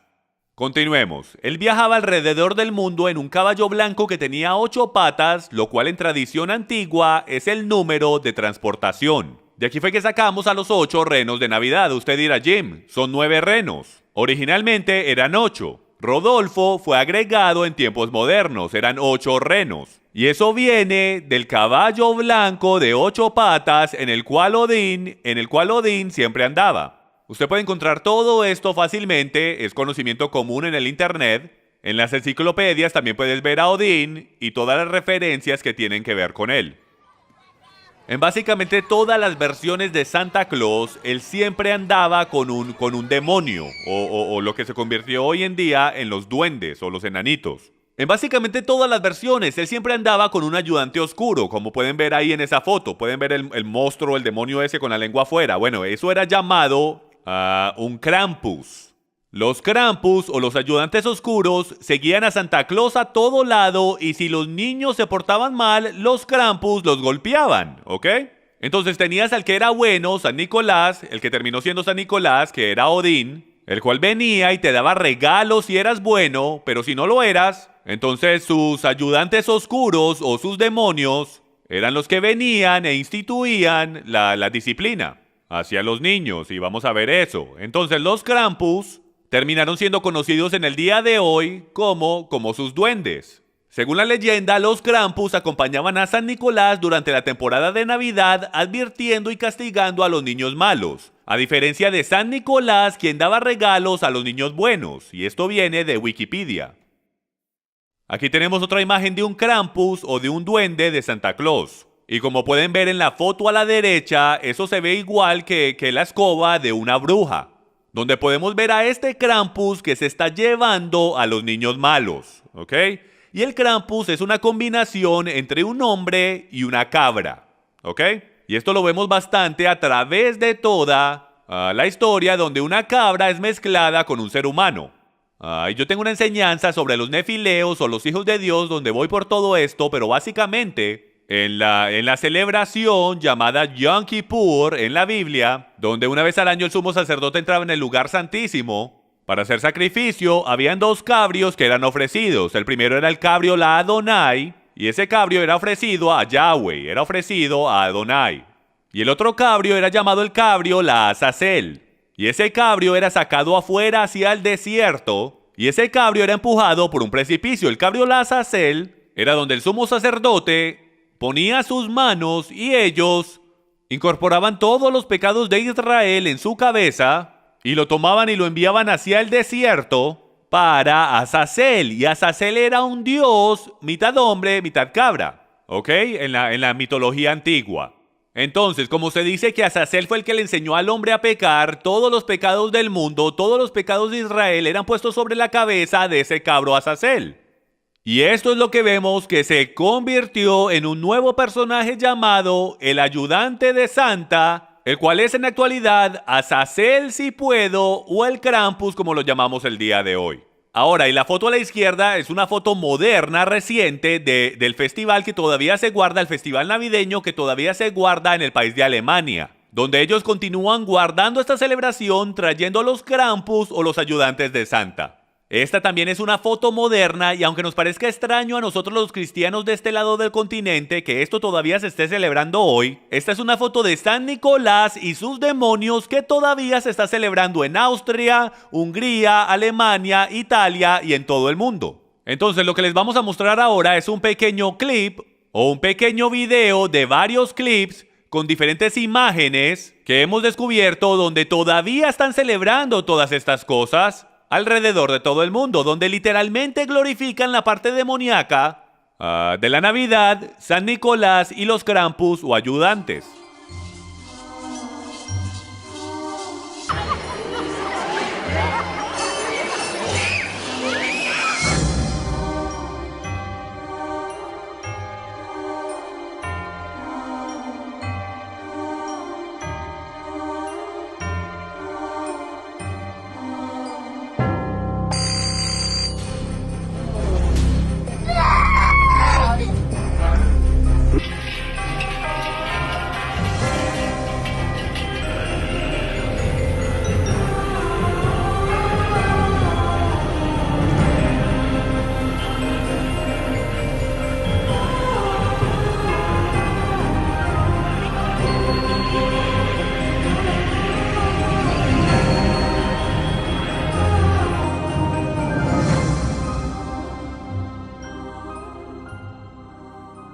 Yo lo sé y créanme que me disculpo. Yo sé que las cosas parece que se ponen peor, ¿no es así? Y como si eso no fuera suficiente, hay algunos expertos que creen que la canción en la actualidad de Jingle Bells vino de las campanas de los Krampus que estaban en existencia mucho antes de que la canción fuera escrita, pues todas las veces que veías a San Nicolás, él venía acompañado de las campanas de Navidad, si puedo, que venían colgando del cuello de sus duendes o de sus Krampis. Y como pueden ver en el video, ellos sonaban sus campanas para anunciarse a sí mismos cuando llegaban al próximo pueblo que iban a entrar. Y algunos creen que de ahí es que viene el término, las campanas de Navidad, la Navidad de campanas o la canción de Jingle Bells de hoy. Ahora vamos a entrar a descubrir exactamente de dónde vino Santa Claus. Ahora, ¿cómo fue que Odín terminó siendo Santa Claus? Aquí está la rendición o la evolución de cómo Odín terminó siendo Santa Claus. Para los 1500 en Holanda, allí él se convirtió en Sinterklaas. O sea que Odín se convirtió en Sinterklaas. Un amable y viejo hombre con barba blanca, vestido blanco, manto rojo y un báculo, el cual cabalgaba los cielos y techos de las casas en su caballo blanco, acompañado por sus duendes o Krampus, dejando regalos para la gente debajo de su sagrado árbol, el árbol de abeto. Él te visitaría en su cumpleaños, el 25 de diciembre por supuesto, y te daría regalos si había sido bueno, y si no había sido bueno, sus Krampus te golpearían. Y es increíble para mí que estas historias se encuentren a sí mismas en tradiciones modernas todavía el día de hoy. Tradiciones paganas de hace 2000, 3000 y 4000 años atrás que todavía encontramos en las culturas de hoy. ¿Cuál es la frase bien popular que Santa Claus siempre dice? ¿Alguna vez hemos parado a preguntar de dónde fue que eso vino? Bueno, si regresas en la historia puedes encontrar de dónde fue que esta palabra en verdad originó. Y de aquí fue que originó. En la historia de duendes, la historia de un hobgoblin, el autor Allen W. Wright revela: Robin fue un apodo medieval para el diablo y la risa peculiar de Robin era ho, ho, ho. En los años 1600, Robin Goodfellow personificó el diablo en muchas obras de teatro. Y los teatros en aquellos tiempos eran bastante importantes, pues no tenían cines como hoy. Entonces los teatros y obras eran una parte integral en la sociedad de aquellos tiempos. Entonces, antes de que el diablo entrara en la escena, él se anunciaba a sí mismo diciendo la frase ho, ho, ho. Y de ahí, amigos míos, es que viene el ho, ho, ho del Santa Claus que conocemos hoy. En los años 1700, un holandés emigró a Norteamérica y trajo sus Sinterklaas con él. En el dialecto inglés fue cambiado a Santa Claus. Luego, en el 1930, un diseñador de la Coca-Cola estaba tratando de hacer que la gente comprara su bebida en el invierno. Entonces tomaron los colores de la compañía, el rojo y el blanco, tomaron prestada la historia de Sinterklaas, cambiaron algunas cosas y de allí salió el Santa Claus moderno junto con los renos y los duendes. Entonces ese diseñador tomó prestada una imagen, creo yo que era del siglo XVIII, la modernizó, le agregó los colores y de ahí salió el Santa Claus de la Coca-Cola que podemos ver el día de hoy, completo con barba, cachetes rojos y el traje blanco y rojo. En los 1970, continuemos. El Segundo Concilio del Vaticano, escuchen esto, formalmente declaró que ningún obispo católico romano con el nombre Nicolás jamás existió. Le quitaron su categoría de santo porque llegó evidencia al Vaticano de que era posible que él nunca había existido, igual que muchos otros santos. El Segundo Concilio del Vaticano también confesó que las leyendas atribuidas a este santo no tenían ningún origen cristiano y que probablemente vinieron de tradiciones paganas. Entonces estamos viendo que San Nicolás, lo más probable, fue un santo que fue inventado, el cual estaba conectado con el dios del sol, o Odín, el cual terminó siendo Odín, al cual cristianizaron, lo hicieron un santo. Eventualmente los colores cambiaron, metieron a los duendes en la escena y fueron de ser malvados a enanitos lindos que hacen juguetes. Todo eso era modernización americana de algo que tiene orígenes malignos, paganos y diabólicos que vienen desde por allá atrás en el Edén donde comenzó todo el engaño. Miren lo que dice la enciclopedia World Book. La creencia que Santa Claus entra a la casa a través de la chimenea se desarrolló de una leyenda antigua nórdica. Los nórdicos creían que la diosa Herta aparecía en la chimenea y traía buena suerte a la casa. De ahí es en la actualidad de donde viene la palabra hearts en inglés. Viene de la palabra Herta, la cual era la diosa de los nórdicos. Entonces podemos ver directo de la enciclopedia World Book que el que Santa Claus baje por la chimenea no tiene nada que ver con alguna cosa que sea buena. Tiene todo que ver con un dios que va a través del fuego. Y amigos, yo solo conozco a un Dios que va a través de fuego, y ese es Satanás, el cual eventualmente va a ser tirado al lago de fuego. Continuemos. Los druidas dueños de casas dejaban dulces consistiendo de leche y pasteles para pacificar a este Dios que bajaba por la chimenea a sus casas. Entonces de ahí fue que sacamos la idea de galletitas y leche para Santa Claus. Nosotros creemos que nos lo inventamos y que es muy lindo. Pero esto viene desde hace mucho tiempo atrás, señoras y señores, desde los druidas. Cuando ellos ponían galletitas y leche para su dios, el cual bajaba por la chimenea en su cumpleaños el 25 de diciembre. Ahora hagamos la pregunta, señoras y señores. ¿Quién es quién? ¿A quién estamos sirviendo? ¿A Santa Claus o a Jesucristo? ¿A Yeshua el Mesías? ¿A quién le estamos presentando a nuestros hijos como el Salvador y Redentor de nuestras vidas, especialmente durante esta época del año? Bueno, vamos a descubrir algunas características que son increíblemente similares con nuestro Redentor y veamos si las debemos conectar. Primero, se dice que Santa Claus no tiene principio ni fin. Jesús no tiene principio ni fin. Santa Claus tiene su propio espíritu eterno, el espíritu de Navidad. Jesús tiene su propio espíritu eterno, el espíritu del Dios viviente. Santa Claus lo sabe todo. Jesús lo sabe todo. Santa Claus escribe nuestros nombres en un libro. Yeshua escribe nuestros nombres en el libro de la vida. Santa Claus tiene su pelo blanco como la nieve. Apocalipsis nos dice que Yeshua tiene su pelo blanco como la nieve. Santa Claus viaja durante la noche. Ahora empezamos a ver una diferencia entre los dos. Yeshua viaja durante el día. Todo lo que Yeshua hace es en la luz. Todo lo que Santa hace es en oscuridad. ¿Ven la diferencia? Es una diferencia sutil. Del cómo Satanás toma la verdad y simplemente la tuerce un poquitico. Continuemos. Santa Claus quiere darte todo lo que tu carne desea. Yeshua quiere darte todo lo que necesitas. Santa entra a tu casa a través del fuego. Ciertamente nuestro Señor no entra a nuestra casa a través del fuego.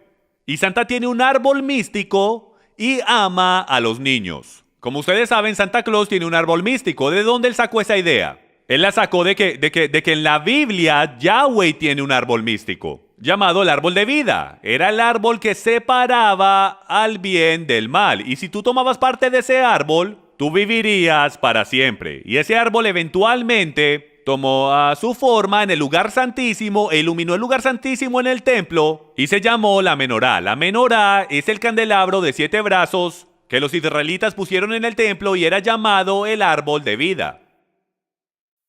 Ahora vayamos al diccionario Oxford en inglés para la definición de la palabra diablo. Y esto es increíble, miren lo que encontré.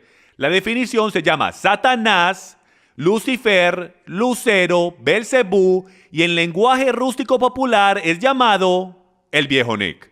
Así es, el mismo viejo Nick del cual hemos estado hablando, el viejo Nick que dejamos que nuestros hijos se sienten en sus piernas en el centro comercial, el mismo viejo Nick que vemos en las películas. Bueno, ese viejo Nick en los tiempos antiguos era más bien conocido de esta manera. Este es el mismo viejo Nick al cual desde tiempos antiguos Hasatán, Satanás, siempre había sido conectado.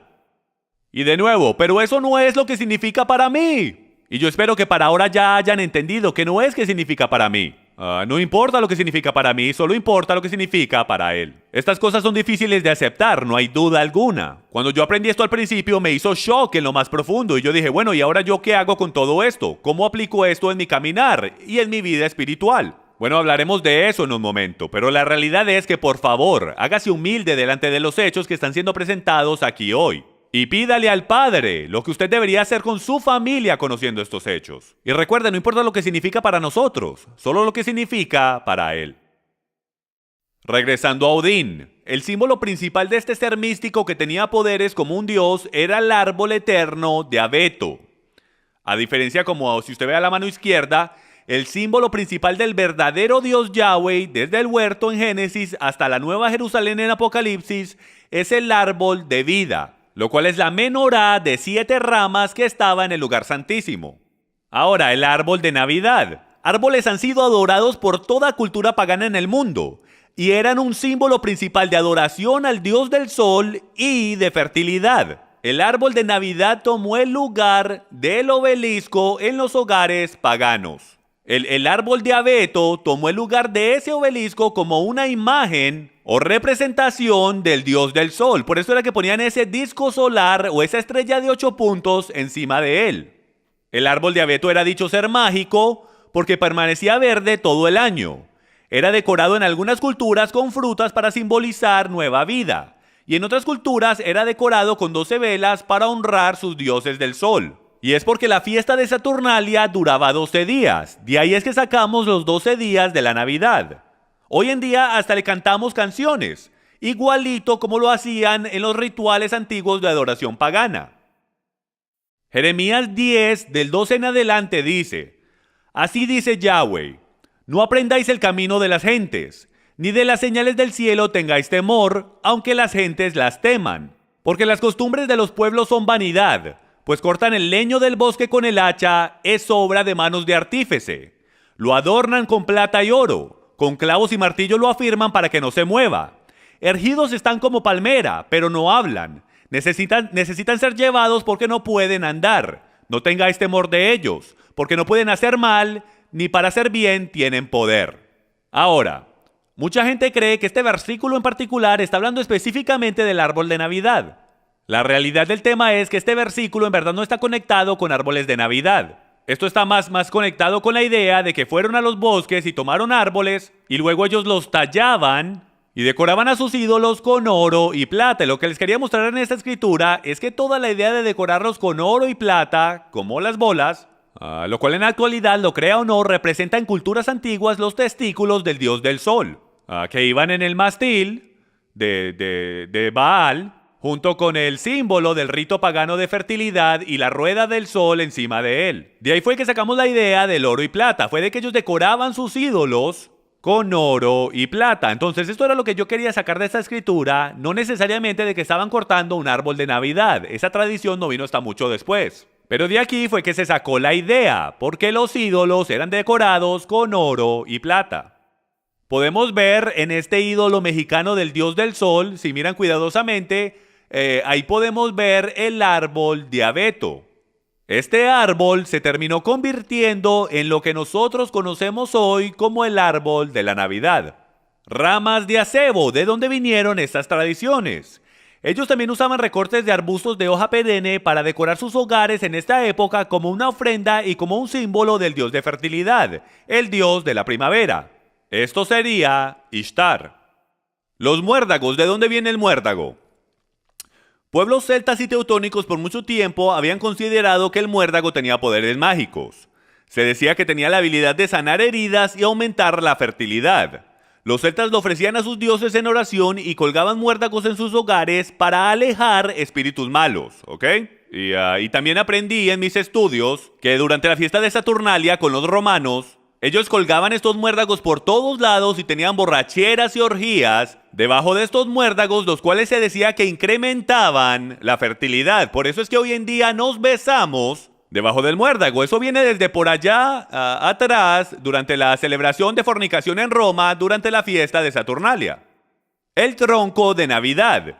Ese era un tronco que ellos quemaban en la hoguera por 12 días, dado que esa era la duración de su celebración.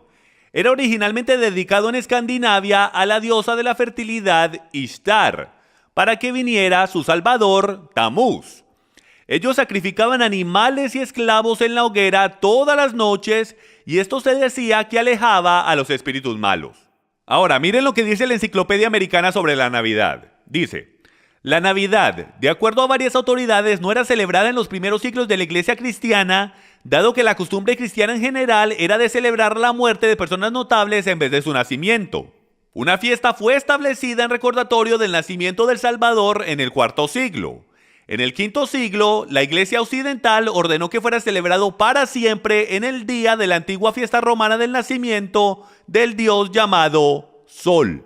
Entonces, están pudiendo ver la evolución. Hasta la Enciclopedia Americana nos está diciendo que la Navidad nunca fue celebrada por nuestros discípulos, apóstoles, nuestros antepasados, ni siquiera los padres de la iglesia. Esto va hasta por allá atrás, hasta el V siglo, donde esta fiesta fue incorporada y obligada a que fuera celebrada en la cristiandad. Y miren lo que dice, que debe ser celebrada para siempre en el mismo día que la fiesta romana de la adoración al sol.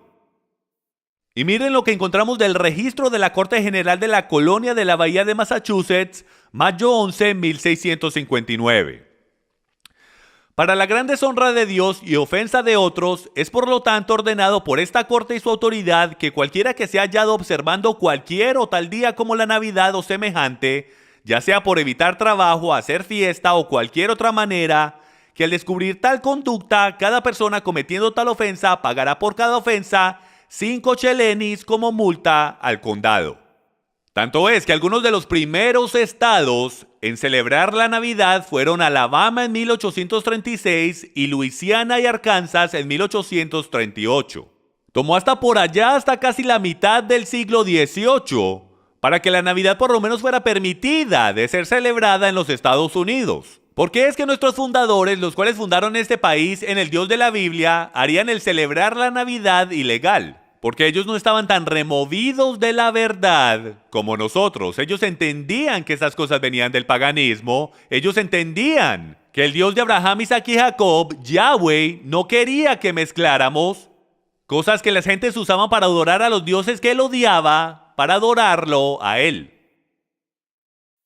Déjeme alguna pregunta que a lo mejor usted esté pensando. ¿Pero es que acaso no podemos tomar algo que Satanás creó para el mal y voltearlo para el bien? Él conoce mi corazón, ¿verdad? Levítico 18:30.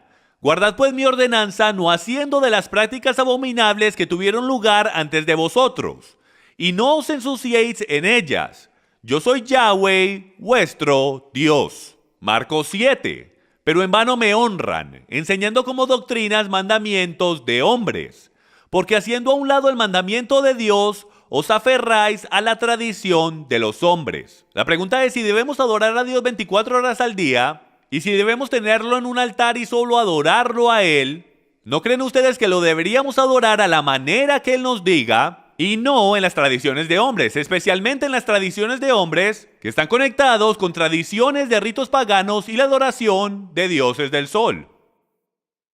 Movámonos ahora a Deuteronomio capítulo 12, y esto es básicamente el capítulo principal, en mi opinión, que nos da una clara imagen de si sí o no podemos adorar a Dios de cualquier manera que queramos, solo porque pensamos que nuestros corazones son puros y sinceros. Y dice esto: y derribaréis sus altares, y quebraréis sus estatuas, y sus imágenes de acera consumiréis con fuego, y destruiréis las esculturas de sus dioses, y estriparéis el nombre de ellas en aquel lugar. No haréis así para Yahweh vuestro Dios.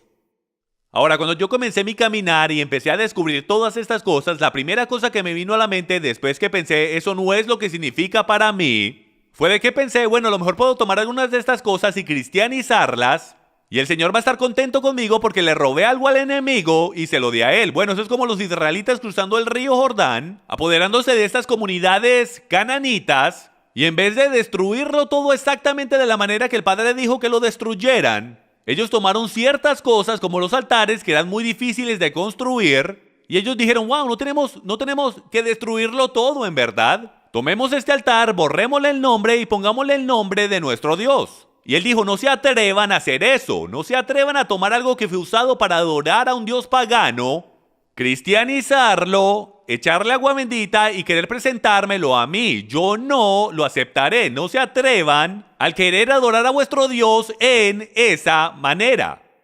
Y dice, no haréis como todo lo que hacemos nosotros aquí ahora. Cada uno hace lo que le parece bien a sus propios ojos. Miren lo que dice el versículo 29. Cuando hubiere devastado delante de ti Yahweh tu Dios las naciones a donde tú vas para poseerlas, y las heredares y habitares en su tierra, guárdate que no tropieces en pos de ellas. Después que fueren destruidas delante de ti, no preguntes acerca de sus dioses diciendo, de la manera que servían aquellas naciones a sus dioses, así haré yo también. Lo que estaba sucediendo era que estaban entrando en estas comunidades y como israelitas creativos estaban tomando algunas de las cosas creativas que los paganos usaban para servir a sus dioses y estaban tomando algunas de esas ideas para servir al gran Dios Yahweh. Y esto es lo que Yahweh dice sobre el tema. Él dice en el versículo 31, no harás así a Yahweh tu Dios, al Señor tu Dios, porque todo lo que Yahweh aborrece hicieron ellos a sus dioses. Pues aún a sus hijos e hijas quemaban en el fuego a sus dioses. Cuidaréis de hacer todo lo que yo os mando. No añadirás a ello ni quitarás de ello. Punto. Deuteronomio 12:32. Entonces podemos ver muy claramente instrucciones de que nosotros no tenemos ningún derecho como creyentes de tomar cualquier cosa que haya sido instituida, dedicada para la adoración de otros dioses y literalmente a cristianizarlas y utilizarlas para la adoración de nuestro Dios. Sencillamente no podemos hacerlo. ¿Por qué? Es muy similar a esta analogía. Es básicamente como ustedes esposos allá afuera que todos los años les compran a sus esposas un regalo de aniversario. Bueno, pretendamos que tu esposa, digamos mejor el cumpleaños. Si el cumpleaños de tu esposa es el 27 de abril y todos los años en el 27 de abril le compras un regalo de cumpleaños como deberías. Pero pretendamos que tú tenías una antigua novia y su cumpleaños era el 27 de marzo. Y entonces tú saliste con esta mujer por 10 años y es más fácil que te recuerdes del 27 de marzo que el 27 de abril. Entonces imagínate ir donde tu esposa y decir, mi amor, ¿tú sabes qué? Es tan difícil para mí el recordarme tu cumpleaños ¿te molestaría si cambiamos tu cumpleaños del 27 de abril al 27 de marzo? Yo no creo que ella vaya a estar muy emocionada de cambiar su cumpleaños hacia el mismo cumpleaños de su enemiga, a tu pareja antigua. No trabaja de esa manera. Hasta en términos humanos nos ofendería el cambiar algo que nosotros apreciamos por algo que no apreciamos. Ahora, ¿cuánto más difícil será para nuestro Creador el aceptar que nosotros hemos cambiado el cumpleaños de su hijo, de su tiempo apropiado durante la fiesta de tabernáculos en el otoño, la fiesta de Sukkot, hacia las fiestas de los dioses de la fertilidad, los dioses del oriente y del occidente? Deuteronomio 4:2. No añadiréis a la palabra que yo os mando, ni disminuiréis de ella, para que guardéis los mandamientos de Yahweh vuestro Dios que yo os ordeno. Y en el capítulo 12, versículo 32 dice, cuidaréis de hacer todo lo que yo os mando, no añadiréis a ello, ni quitaréis de ello. Proverbios 36. No añadas a sus palabras, no sea que él te reprenda y seas hallado mentiroso. Recuerden, él no puede cambiar la verdad. Su única meta es el mantenerte de ella. ¿Y cómo lo hace? Mezclándole un poquitico de veneno. Y no se necesita mucho veneno, amigos míos, para arruinar la cosa entera. Tú a lo mejor digas, bueno, a lo mejor sí importa lo que significa para él y no importa lo que significa para mí, pero Jim, ¿en verdad sí es así de mal? Se siente tan bien el celebrar la Navidad y la Pascua y el hacer las cosas de la manera que siempre las hemos hecho. Amigos, no vivimos de la manera que nos sentimos, vivimos de la manera que él se siente. Y la realidad es que cuánta información de la que estoy presentando aquí hoy tiene que ser verdad antes de que todo se envenene. Si yo tuviese un vaso de agua pura y le echase solo una gotica de veneno, ¿se lo tomaría usted? Por supuesto que no, aunque no lo pudieras ver, aunque aparentara el ser puro, aunque supiera puro, tú ciertamente no lo beberías. De la misma manera, yo no sé usted, pero de la manera que yo leo mi Biblia me dice que Él nos entregó su palabra pura. Y nunca ha sido su intención de que nosotros le agregáramos a ella y le quitáramos a ella. Nosotros debemos hacer cosas bíblicas de manera bíblica porque en su sistema siempre se produce el fruto de vida. El árbol de vida se produce dentro de nosotros cuando hacemos las cosas a su manera. Cuando no hacemos las cosas a su manera, cuando mezclamos la verdad con la mentira, lo que sucede es que lo que crece dentro de nosotros es el conocimiento del árbol del bien y el mal. Y eso nunca trae vida, amigos míos, eso trae atadura y muerte. Ahora yo quiero compartir con ustedes algunas alternativas bíblicas. Algunos de los currículums que Dios dejó para nosotros para que compartiéramos con nuestros hijos. Esto es lo que Él quiere para nosotros. Tenemos qué hicieron los discípulos en la primavera justo al tiempo de la Pascua. Y como muchos saben es el Pesach, o más bien conocido como la Pascua. Lucas 22:19. Y tomando el pan dio gracias y lo partió y les dio diciendo: este es mi cuerpo que por vosotros es dado, haced esto en memoria de mí. Guarden Pesach. Ciertamente la Pascua no estaba por ningún lado en la mente de Jesús el Cristo, Yahshua el Mesías, nuestro Señor, o en la de los discípulos o en la de cualquier persona por cientos de años. Ellos celebraban lo que es llamado Pesach en hebreo, Pascua en español, todos los años en conmemoración de la muerte, entierro y resurrección de su Señor, a través de esa increíble celebración donde solían sacrificar el cordero de la Pascua, en conmemoración de salir de la esclavitud de la tierra de Egipto. Pero hoy en día conmemoramos la libertad del pecado, Egipto siendo metafórico, por la muerte de Jesús nuestro Mesías. Entonces ellos no hubiesen conectado la Pascua con el Pesach porque la Pascua no existía. Primera de Corintios 5:8, hasta Pablo nos instruye aquí. Así que celebremos la fiesta, el Pesach, no con la vieja levadura ni con la levadura de malicia y de maldad, sino con panes sin levadura, de sinceridad y de verdad. Hermanos, si les puedo decir que cualquiera que haya celebrado el Pesach o Passover en inglés, o ha venido a este ministerio durante el Seder, ha descubierto la profundidad de la muerte, entierro y resurrección de Jesús el Cristo, Yahshua el Mesías, dentro de esta Pascua. Yo personalmente pienso que si comenzamos a guardar el Pesach y las fiestas, para nuestros hijos y nuestras familias, comenzaremos a ver el poder de Dios entrar en nuestras vidas como en el primer siglo, cuando no tenían Navidad, no tenían Pascua. Ellos celebraban las fiestas bíblicas, las fiestas en su calendario, no las fiestas romanas. Ahora hablemos de cuando Yahshua o Jesús en verdad nació. ¿Podemos descubrir exactamente cuándo nació? Por supuesto que sí. Podemos seguir la Biblia mientras nos dice y nos da pistas de cuándo nuestro Salvador nació. Comienza con Juan el Bautista. Sabemos que el padre de Juan el Bautista se llamaba Zacarías. Y Zacarías era un sacerdote de la línea de los levitas. Y en el Antiguo Testamento nos dice que él era el 8º curso del sacerdocio levítico. ¿Qué significa eso? Significa que él era la 8ª persona que presentaba servicio de una semana en el templo. Tenían 24 cursos de sacerdotes que servían por una semana.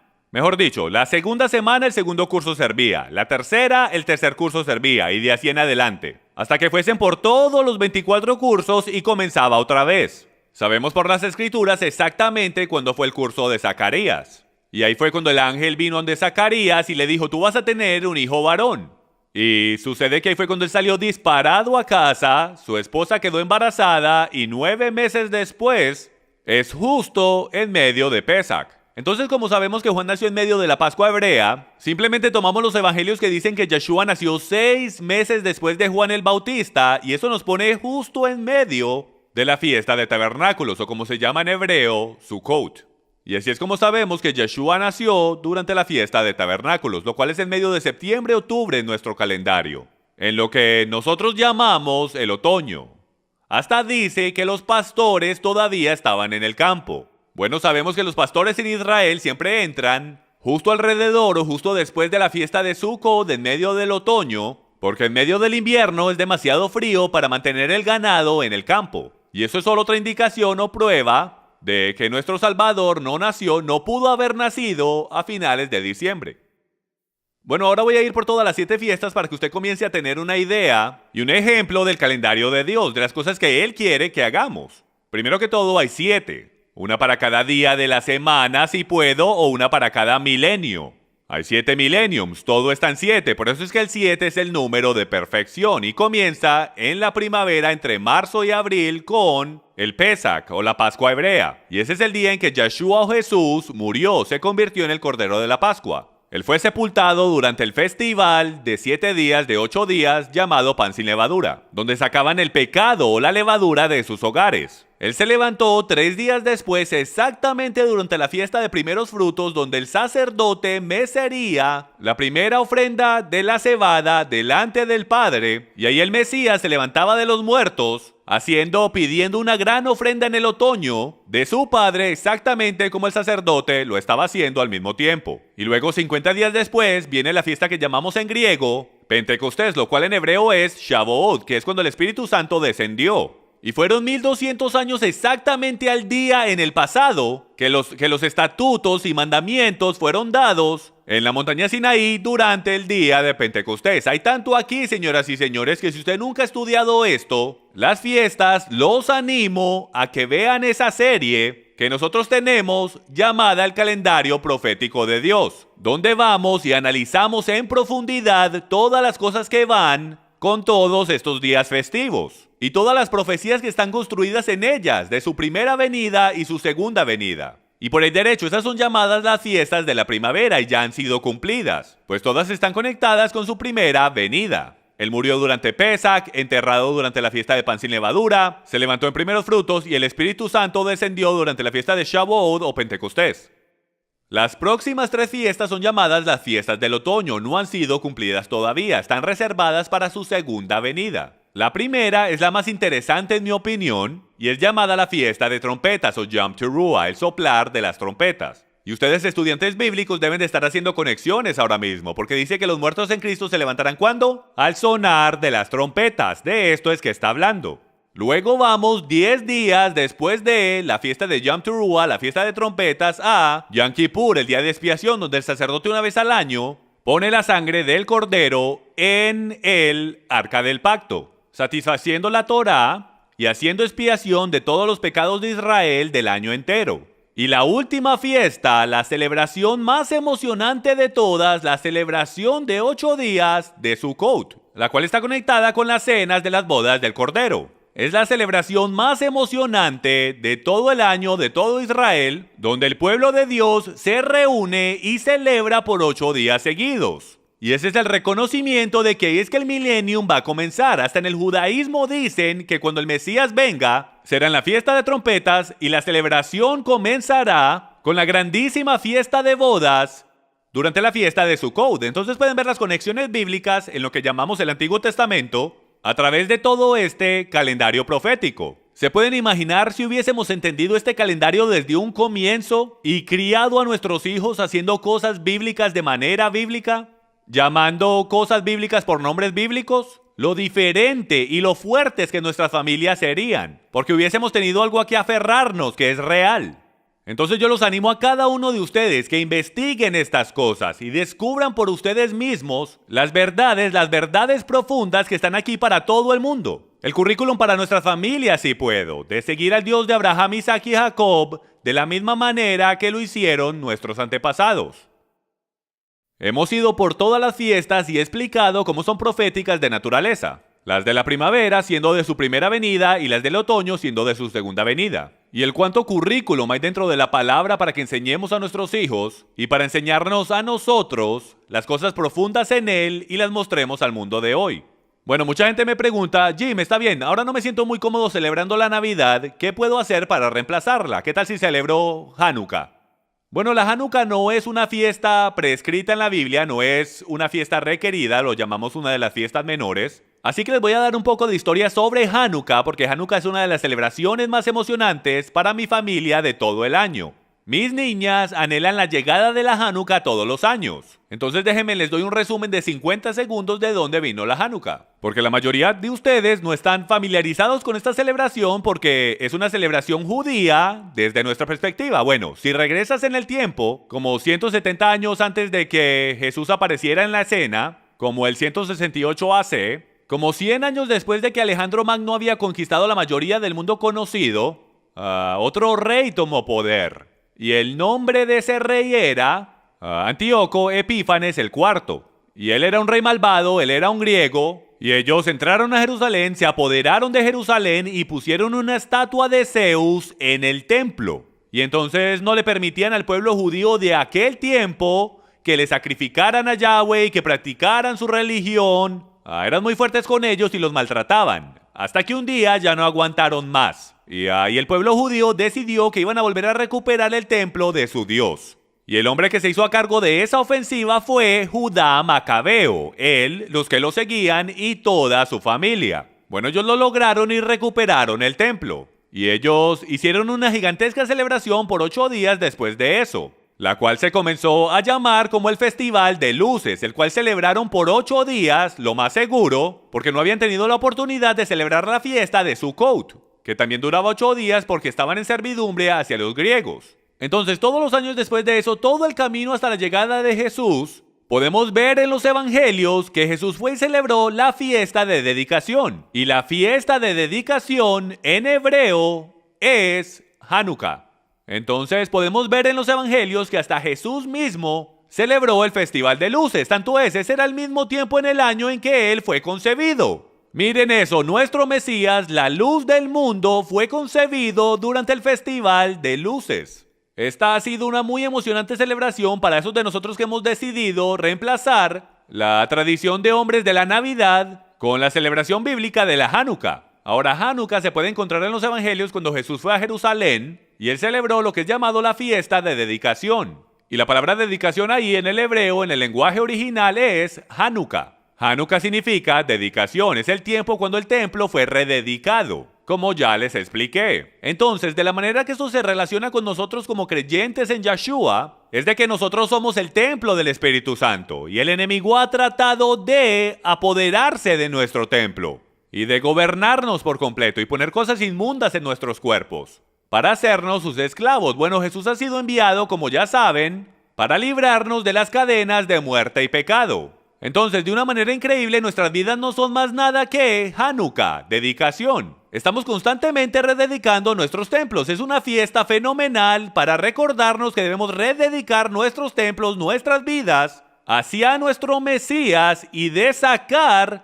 lo que el enemigo ha puesto dentro de él, lo cual es inmundo. Bueno, y esto se hace a través de 9 velas. Es una celebración de 8 días. y la vela del medio se sienta un poco más alta que las demás, como pueden ver ahí. Y ella se llama la vela Shamash, la vela sierva, la cual representa a Yeshua. Y la vela sierva es la que enciende todas las otras velas, una cada una de las noches. Y mientras yo voy a través de ellas con mis hijas, comenzamos con la luz de la creación, pues cada una de las velas tiene un significado diferente en las escrituras, desde la luz de los mandamientos a la luz de Israel, a la luz del Mesías, de los discípulos, de nosotros, todo el camino hasta el milenio. Y de esta manera mis hijas aprenden las escrituras, algo que es verdadero, algo que es emocionante. No es una fiesta materialista, reciben un regalo al año durante Hanukkah y a ellas les encanta. ¿Por qué? Porque traemos visita, es como el Día de Acción de Gracias todas las noches, vamos a las casas de otros, ellos vienen a la nuestra, es una celebración que amamos y nos encanta y lo mejor de todo es que la podemos encontrar en las escrituras. Entonces los animo a que aprendan sobre esta fiesta y la consideren como una alternativa a la Navidad. Los bendecirá de gran manera como lo ha hecho para mi familia. Amigos míos, hasta algunos de los líderes cristianos más influyentes en los Estados Unidos se rehusaban a celebrar la Navidad y la Pascua porque conocían sus orígenes paganos. Miren lo que dijo Charles Spurgeon el 24 de diciembre de 1871. No tenemos estima supersticiosa por tiempos y temporadas. Ciertamente no creemos en el presente arreglo eclesiástico llamado Navidad. Primero, porque no creemos en la misa en nada, sino la odiamos, ya sea dicha o cantada en latín o en inglés. Y esto fue el día antes de la Navidad. Y continuó diciendo, y segundo, porque no hallamos ninguna orden escritural para observar ningún día como el nacimiento del Salvador. Y a consecuencia, su observación es una superstición porque no es de divina autoridad. Amigos míos, este era uno de los pastores más espiritualmente respetados en todos los Estados Unidos, Charles Spurgeon. Y él mismo lo dijo, la Navidad no tiene ningún origen divino, no tiene ninguna autoridad divina, absolutamente no lo debemos celebrar porque él sabía que esto viene de culturas antiguas paganas y de orígenes cúlticos. Aquí tenemos algunos de los orígenes de estas cosas. Constantino 325 DC dice lo siguiente. Es aparente que las iglesias de Siria y Mesopotamia, las iglesias del Oriente, continúan siguiendo las costumbres de los judíos. ¿Por qué? Porque ellos estaban haciendo las cosas según la Biblia, ¿ok?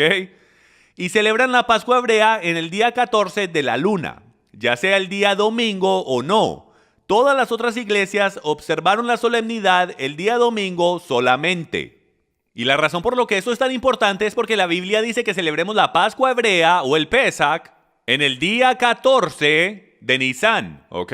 Lo cual es el día 14 del primer mes en el calendario hebreo. Entonces a todas las iglesias en el 325 DC, él les dice, aparentemente las iglesias del occidente, las cuales están cerca a Jerusalén, y obviamente más cerca a los apóstoles, discípulos y a la verdad, ellos no se alejaron de sus costumbres y se comprometieron con creencias romanas de adoración al sol. Ellos continuaron guardando la resurrección de su Señor en el tiempo recomendado por los apóstoles y por Yeshua mismo, que fue el 14 de Nisan, Pesach. Mientras las iglesias romanas lo comenzaron a guardar en el primer domingo después del equinoccio invernal, lo cual está conectado con el domingo de Ishtar. Y termina diciendo, este tema habiendo sido discutido, ha sido decretado celebrar la Pascua en el mismo día, domingo, lo cual es la práctica de Roma. Y miren lo que dice, debemos perpetuar para todas las edades futuras la celebración de este rito. Amigos, hemos hecho esto, hemos literalmente celebrado perpetuamente lo que Constantino, el emperador romano, nos dijo que íbamos a hacer. Él comandó que todos los cristianos lo deberían de hacer y eso es exactamente lo que hemos hecho. Hemos celebrado, y no un rito de la Biblia, sino un rito de el antiguo Roma. Así que en el día de hoy pueden ver que el plan de Satanás es de detenernos de celebrar las fiestas que Dios nos dijo que celebráramos. Él tomó estas verdades y las mezcló con idolatría pagana y ¡puf! Una nueva ley escrita y una nueva tradición. Y mientras nos acercamos a terminar y a concluir esta enseñanza, les quiero mostrar esta cita por Mark Twain que dice: la Biblia del cristiano es una farmacia. El contenido permanece el mismo, pero la práctica médica cambia. Desafortunadamente, nuestros cambios han traído desafortunados cambios en nuestra sociedad.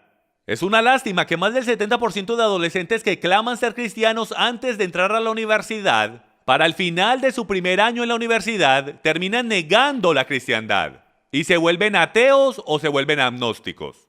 No debería ser así. El Dios de la Biblia, lo que Él escribió es verdad y siempre verdad, y trabaja. Si hacemos cosas bíblicas de manera bíblica, tendremos increíbles resultados, porque el árbol de vida está dentro de nosotros. Nos cambia de adentro a afuera y pone raíces bien profundas en su palabra.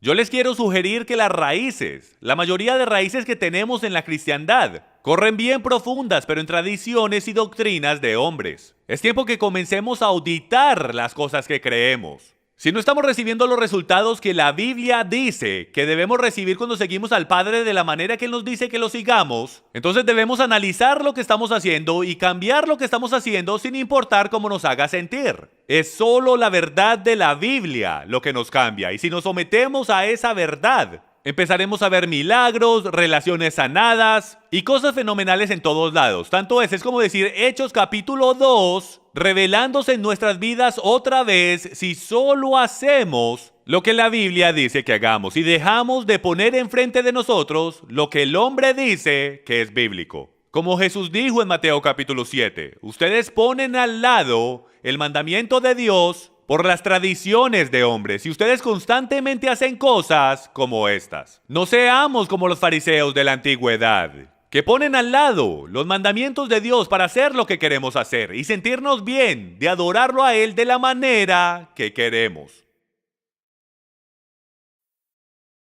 Y terminaremos con esta cita que tuvimos al principio del programa por John F. Kennedy. Me pareció que era tan cierta que decidí terminar con la misma cita que comenzamos, y dice esto: el gran enemigo de la verdad frecuentemente no es la mentira, deliberada, inventada y deshonesta, sino el mito, persistente, persuasivo y no realista. Son las no realistas y persistentes mentiras y fabricaciones de antiguas leyendas babilónicas, de paganismo y adoración a dioses del sol que se ha infiltrado en la cristiandad y se ha robado nuestra herencia, se ha robado el poder del nacimiento de nuestro Señor, se ha robado el poder de su muerte, entierro y resurrección, que puede ser encontrado en las fiestas de Pesach, pan sin levadura, primeros frutos y Pentecostés. Nuestros hijos ni siquiera conocen las fiestas de la Biblia porque los hemos alimentado tradiciones de hombres. ¿Por qué nos sorprendemos cuando se alejan de Dios sabiendo que no hay raíz sembrada en ellos? Tenemos que volver a la Biblia, señoras y señores, a las cosas que están detalladas en las Escrituras. Debemos sacar de nuestros hogares los ídolos desde su perspectiva. Porque solo hay dos perspectivas en todo el universo, la perspectiva nuestra y la de Él. Desde nuestra perspectiva es bien parecido al becerro de oro. Hace 3000 años, cuando los mandamientos fueron entregados, ellos crearon un becerro de oro porque perdieron a su mediador entre Dios y los hombres. Entonces crearon este becerro y empezaron a adorar a Yahweh a través de él. Lo dice directo en las Escrituras. Aarón dice, mañana habrá celebración para Yahweh. Ellos, desde su perspectiva, pensaban que adoraban a Dios, solo estaban reemplazando a Moisés. Pero la verdad es que desde la perspectiva de Yahweh, Él dice, Moisés, tienes que ir allá abajo porque esta gente está sirviendo a otro Dios. Si ven, hay dos perspectivas. Y nosotros podremos pensar muy sincero en nuestro corazón de que estamos sirviendo al Dios de Abraham, Isaac y Jacob. Pero la realidad del tema es que desde su perspectiva, a lo mejor no lo estemos haciendo. Porque la única cosa que importa en este universo, amigos míos, es hacer las cosas a su manera. Yo los animo a que tomen tiempo para ver este mensaje otra vez, analiza la información, ve a través de los recursos y dime tú a mí qué cantidad de la verdad tiene que ser contaminada para que ya no sea verdad. Yo le puedo decir esto de parte mía, que mientras empecé a practicar estas cosas que tomaron bastante tiempo, para que yo las entendiera y sacara la emoción y la separara de la verdad y sacara mi carne del medio y en verdad entregara mi vida a hacer cosas bíblicas de manera bíblica. Y cuando comencé a hacer eso, mi vida comenzó a cambiar. Mis hijas comenzaron a cambiar. Mi matrimonio comenzó a ser más espiritual y más unido. Todo a mi alrededor comenzó a cambiar. La revelación, la Biblia vino a vida. Mi vida comenzó de nuevo. Entonces yo los animo que mientras usted continúa por su caminar espiritual, pídale al Padre que si hay algo en su vida ahora mismo que debe cambiar, algunos de ustedes ni siquiera conocen al Mesías, los animo a que le entreguen su vida al Dios de Abraham, Isaac y Jacob y a su Hijo, Jesús el Cristo, Yahshua HaMashiach, en hebreo. Gracias por tomar el tiempo de revisar este material. Oro que el Padre los bendiga y los guarde y que su rostro brille sobre ustedes mientras buscan la verdad. Y solo recuerden esto, la verdad solo puede hacer una cosa, hacerte libre. Muchas gracias. Soy Jim Staley con Passion for Truth Ministries. Shalom.